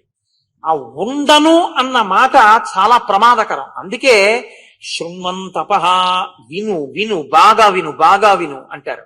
ఎందుకో తెలుసా అండి, అది అనుభవించేటప్పుడు తెలుస్తుంది ఆ బాధ ఏమిటో. చాలా కష్టంగా ఉంటుంది, అందుకని పొందవద్దు, చాలా ఇబ్బంది పడిపోతావు. అటువంటి బాధలు పడకుండా ఉండాలంటే హాయిగా కనీసంలో కనీసం నీ ఎంత నువ్వు ఊపిరి వదిలిపెట్టగలిగినటువంటి ఏకైక జన్మ మనుష్య జన్మ.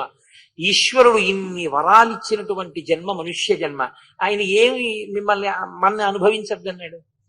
ఆయన అన్ని అనుభవించమని చెప్పాడు. అందుకేగా ఆయన ఇన్ని భోగాలు సృష్టించాడు. ఆయన బెల్లం ముక్క దేనికి సృష్టించాడు? మనం తినమనే సృష్టించాడు. ఆయన పంచదార ఎందుకు సృష్టించాడు? మనని తినమనే సృష్టించాడు. ఆయన చెరుకు కర్ర ఎందుకు సృష్టించాడు? మనని తినమనే సృష్టించాడు.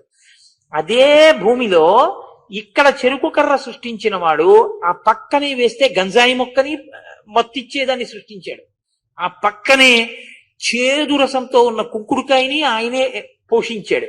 ఒక్క భూమిలోంచి ఇన్ని వస్తున్నాయి. ఇవన్నీ అంటే గంజాయి మొక్కని అనుభవించమని నా ఉద్దేశం కాదు. ఈశ్వరుడు మిమ్మల్ని మనని అనుభవించమని ఇచ్చాడు ఇవన్నీ తప్ప, ఇవన్నీ మీరు అనుభవించకండి, మీరు వీటన్నింటినీ చూసి నోరు కట్టేసుకోండి, కళ్ళు మూసేసుకోండి, చెవులు మూసేసుకోండి, ఇవేమీ అనుభవించద్దు, నన్నే తలుచుకుంటూ వేటి చూడకుండా బతకండి ఆయన అనలేదు. అమ్మ పాయసం వండేది తను తినడం కన్నా పిల్లల కోసం వండుతుంది. పిల్లల కోసం వండిన అమ్మ పాయసం కాస్త గ్లాసులో పోసి పిల్లాడికి ఇచ్చిందనమాట. వాడు తాగేసి అమ్మ ఇంకొంచెం పొయ్యమ్మా అన్నాడు అనుకోండి, ఇంకొంచెం పోస్తుంది. వాడు ఇంకొంచెం తాగేసి అమ్మ ఇంకా ఉందా అన్నాడు అనుకోండి, పెదవులు నాక్కుంటూ ఆ ఉన్న కాస్త పోసేస్తుంది. వాడు గబగబా తాగేసిన తర్వాత అమ్మ వంక చూసి అమ్మ నీకేది అంటాడు. నాన్న నీకు బాగుందా అంటుంది అమ్మ. చాలా బాగుందమ్మా అంటాడు. నీ కడుపు నిండితే నా కడుపు నిండిపోయింది నాన్న అంటుంది అమ్మ. అంతేగాని మరి తాగేటప్పుడు బుద్ధి నువ్వు అడిగావా నేను తిన్నానా అంటుందా అమ్మ? అనదు. నువ్వు తాగేస్తే తన కడుపు నిండిపోయిందన్న అమ్మ ఎటువంటిదో, ఆయన సృష్టించిందంతా ఈ పాయసాలన్నీ ఆయన వండింది మన కోసమే. మిగిలిన ప్రాణుల కన్నా మనుష్యుణ్ణి అనుభవించమనే. అందుకే మనిషి అనుభవించంది లేదు. పెద్ద పులి చర్మం కూడా ఒలిచి తను వేసుకు కూర్చుంటాడు. పెద్ద పులి గోరు కూడా తన గుడ్డల మీద వేసుకుంటాడు. ఏనుగు దంతాలు పీకి ఇంట్లో వస్తువులు చేయించుకుంటాడు. మిగిలిన వాటికి ఇచ్చిన వైభవాలన్నీ అంతిమంగా మనిషి అనుభవిస్తున్నాడు. ఇన్ని అనుభవించేటప్పుడు ఎవడు వీటిని ఇచ్చాడో వాడిది అని చెప్పి అనుభవించు. ఆ పాటి కూడా లేకపోతే ఇక కృతజ్ఞత కదండి. అది ఎంత దొంగతనం అండి. ఇంకా ఆ ఒక్క మాట అనడానికి సంస్కారం కావాలి. ఆ సంస్కారం ఏర్పడడానికి మీరు ప్రవచనాలు వినాలి. ఆ సంస్కారం ఏర్పడడానికి రామాయణం చదువుకోవాలి. ఆ సంస్కారం లేకుండా బతికేయడానికి ఇవన్నీ వదిలేసి బతికేయచ్చు. కానీ తర్వాత వచ్చే జన్మలో పునర్జన్మ సిద్ధాంతం అంగీకరిస్తేగా బొట్టు పెట్టుకొచ్చి గుళ్ళో కూర్చున్నావు. మరి మిగిలిన జన్మల్లో ఎలా బతుకుతావు? మళ్ళీ ఎన్ని కోట్ల జన్మల తర్వాత వినే అదృష్టం నీకు కలుగుతుంది? ఇప్పుడు వినని వాడిగా అప్పుడు వింటామని నమ్మకం. ఎన్ని కోట్ల జన్మలు అంత కష్టమైన చావవలసి ఉంటుంది. ఇందుకు వచ్చిన ప్రారంధం.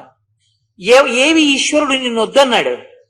ధార్మికంగా అనుభవించు అన్నాడు. ధార్మికంగా అనుభవించడానికి నువ్వు సిద్ధపడితే నువ్వు అదృష్టవంతుడవు. హాయిగా అనుభవించవచ్చు. ఏది అనుభవిస్తున్నా వేదం అంగీకరించిన రీతిలో చక్కగా అనుభవిస్తూ ఈశ్వరా ఇది నీ అనుగ్రహం అనొక్క మాట నిజాయితీగా అనగలిగితే. ఇప్పుడు నాకో విడిది ఇచ్చారండి ఎక్కడ ఉండమని, నేను ఆ విడిదిలో ఉన్నాను. అది చాలా బాగుందని ఆఖరి రోజున వెళ్ళిపోయే ముందు నేను ఎవరికో అద్దెకిచ్చి వెళ్ళిపోయాను అనుకోండి, ఇక మళ్ళీ ఎప్పుడైనా ఇస్తారా? నేను అందులో ఉన్నప్పుడు ప్రతిరోజు నన్ను అడుగుతుంటారు, హరిప్రసాద్ గారు అయ్యా బాగుందా, మీకు ఏమైనా ఇబ్బంది లేదు కదా, అందులో ఇంకేమైనా సౌకర్యం కావాలా అంటారు. ఎందుకంటారు? ఆయనది అది, నాకు తాత్కాలికంగా ఇచ్చారు విడిది, ఆయనది అని నేను ఆ మర్యాదతో దాన్ని అనుభవించినన్నాళ్ళు సంతోషంగా ఇస్తారు. ఇది బాగుందండి నా పేరు రాసేస్తారా అన్నాను అనుకోండి, ఇక వచ్చేసారో పాకేస్తారు నేను వచ్చినప్పుడు, ఏమంటాడో ఏది ఇస్తేనని కదా. కాబట్టి ఆయనది అంటే నువ్వు అంత సంతోషిస్తున్నావే. నాన్నగారు తీసుకొచ్చారని ఒక్క మాట అనలేకపోయిందంటాడు పిల్లల్ని. మంచి బట్టలు పట్టుకొస్తాడు, వేసి కట్టుకుని దండం పెట్టలేదనుకోండి, లేకపోతే ఓ నమస్కారం చేయలేదనుకోండి, ఏ నాన్నగారు తెచ్చారు బట్టలు అని ఒక్క మాట అనలేకపోయింది. చూసావా, ఇంత కష్టపడి పిల్లల్ని పెద్ద చేశాను, నాన్నగారండి మీ వల్ల ఇంత వృద్ధిలోకి వచ్చాను అనలేదు వాడని అంత గింజుకుంటావే. భార్య వండింది అక్కడ పెడితే అంతా తినేసి చేయగడుక్కుని ఏమండి ఎలా ఉంది అంటుంది. అన్నారు అనుకోండి, బాగుందంటే కొంపడిపోయింది ఏంటి అంటే, పలుకే బంగారామాయేనా అన్నారు. ప్రతి వాళ్ళు ఆ మాట అనలేవా అంటారు. ఏం ఇన్ని మీకు ఇచ్చిన వాడిని స్మరించకపోతే మరి వాడేమనుకోవాలి?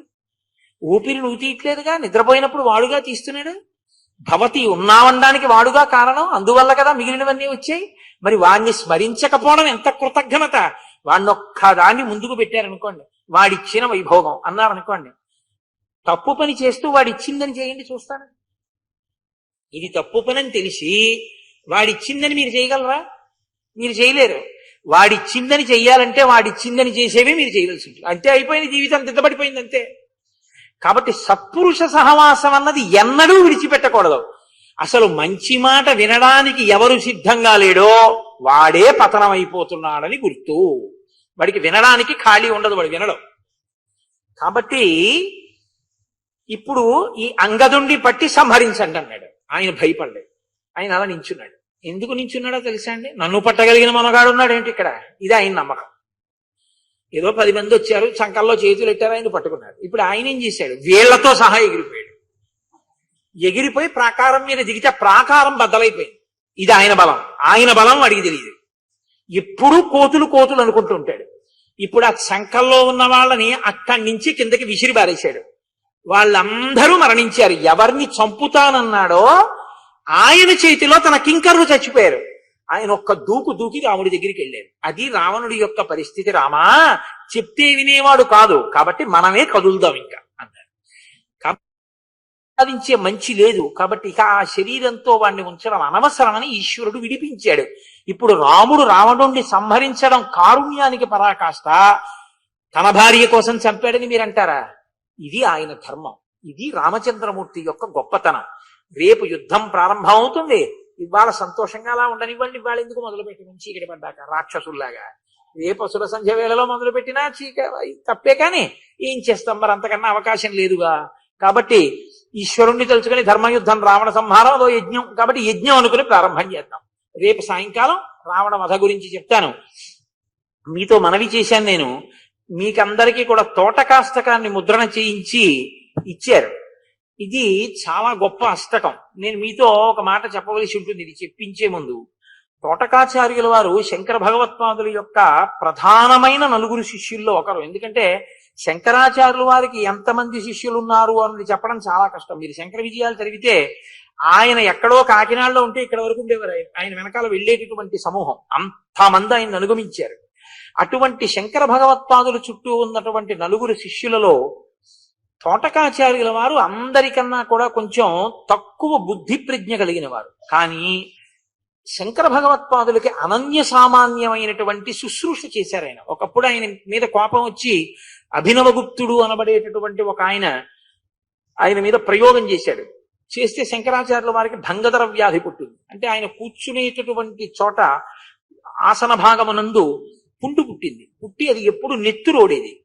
ఆయన ఒక అరగంట కూర్చుంటే పంచంతా నెత్తుడితో తడిసిపోయేది. కాబట్టి ఆయన ఆ పంచి విడిచిపెట్టేవారు. విడిచిపెడితే తోటకాచార్యుల వారు పట్టుకెళ్లి దాన్ని జాడించడం, ఉతకడం, ఆరేయడం. శంకరులకి అంత శుశ్రూష చేశారు తోటకాచార్యుల వారు. సరే, ఆ తర్వాత కాలంలో అది నయమైంది, వేరు విషయం అనుకోండి, అది శంకర విజయాల్లో ఉన్న గాథ.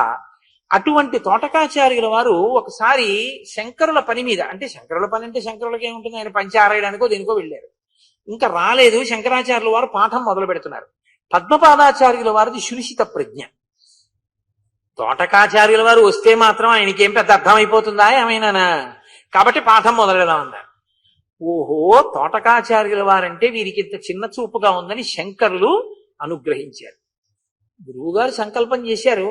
మహానుభావుడు శంకర భగవత్పాదులంటే అనుగ్రహించారంతే. తోటకాచార్యుల వారికి ఎక్కడ లేని ప్రజ్ఞ భాషించి ఆయన శంకర భగవత్పాదుల్ని చూసి అప్పుడు గురువు గారిని చేసినటువంటి స్తోత్రమే తోటకాష్టకం. అందుకే ఆయన పేరు మీదే వచ్చింది అష్టకం.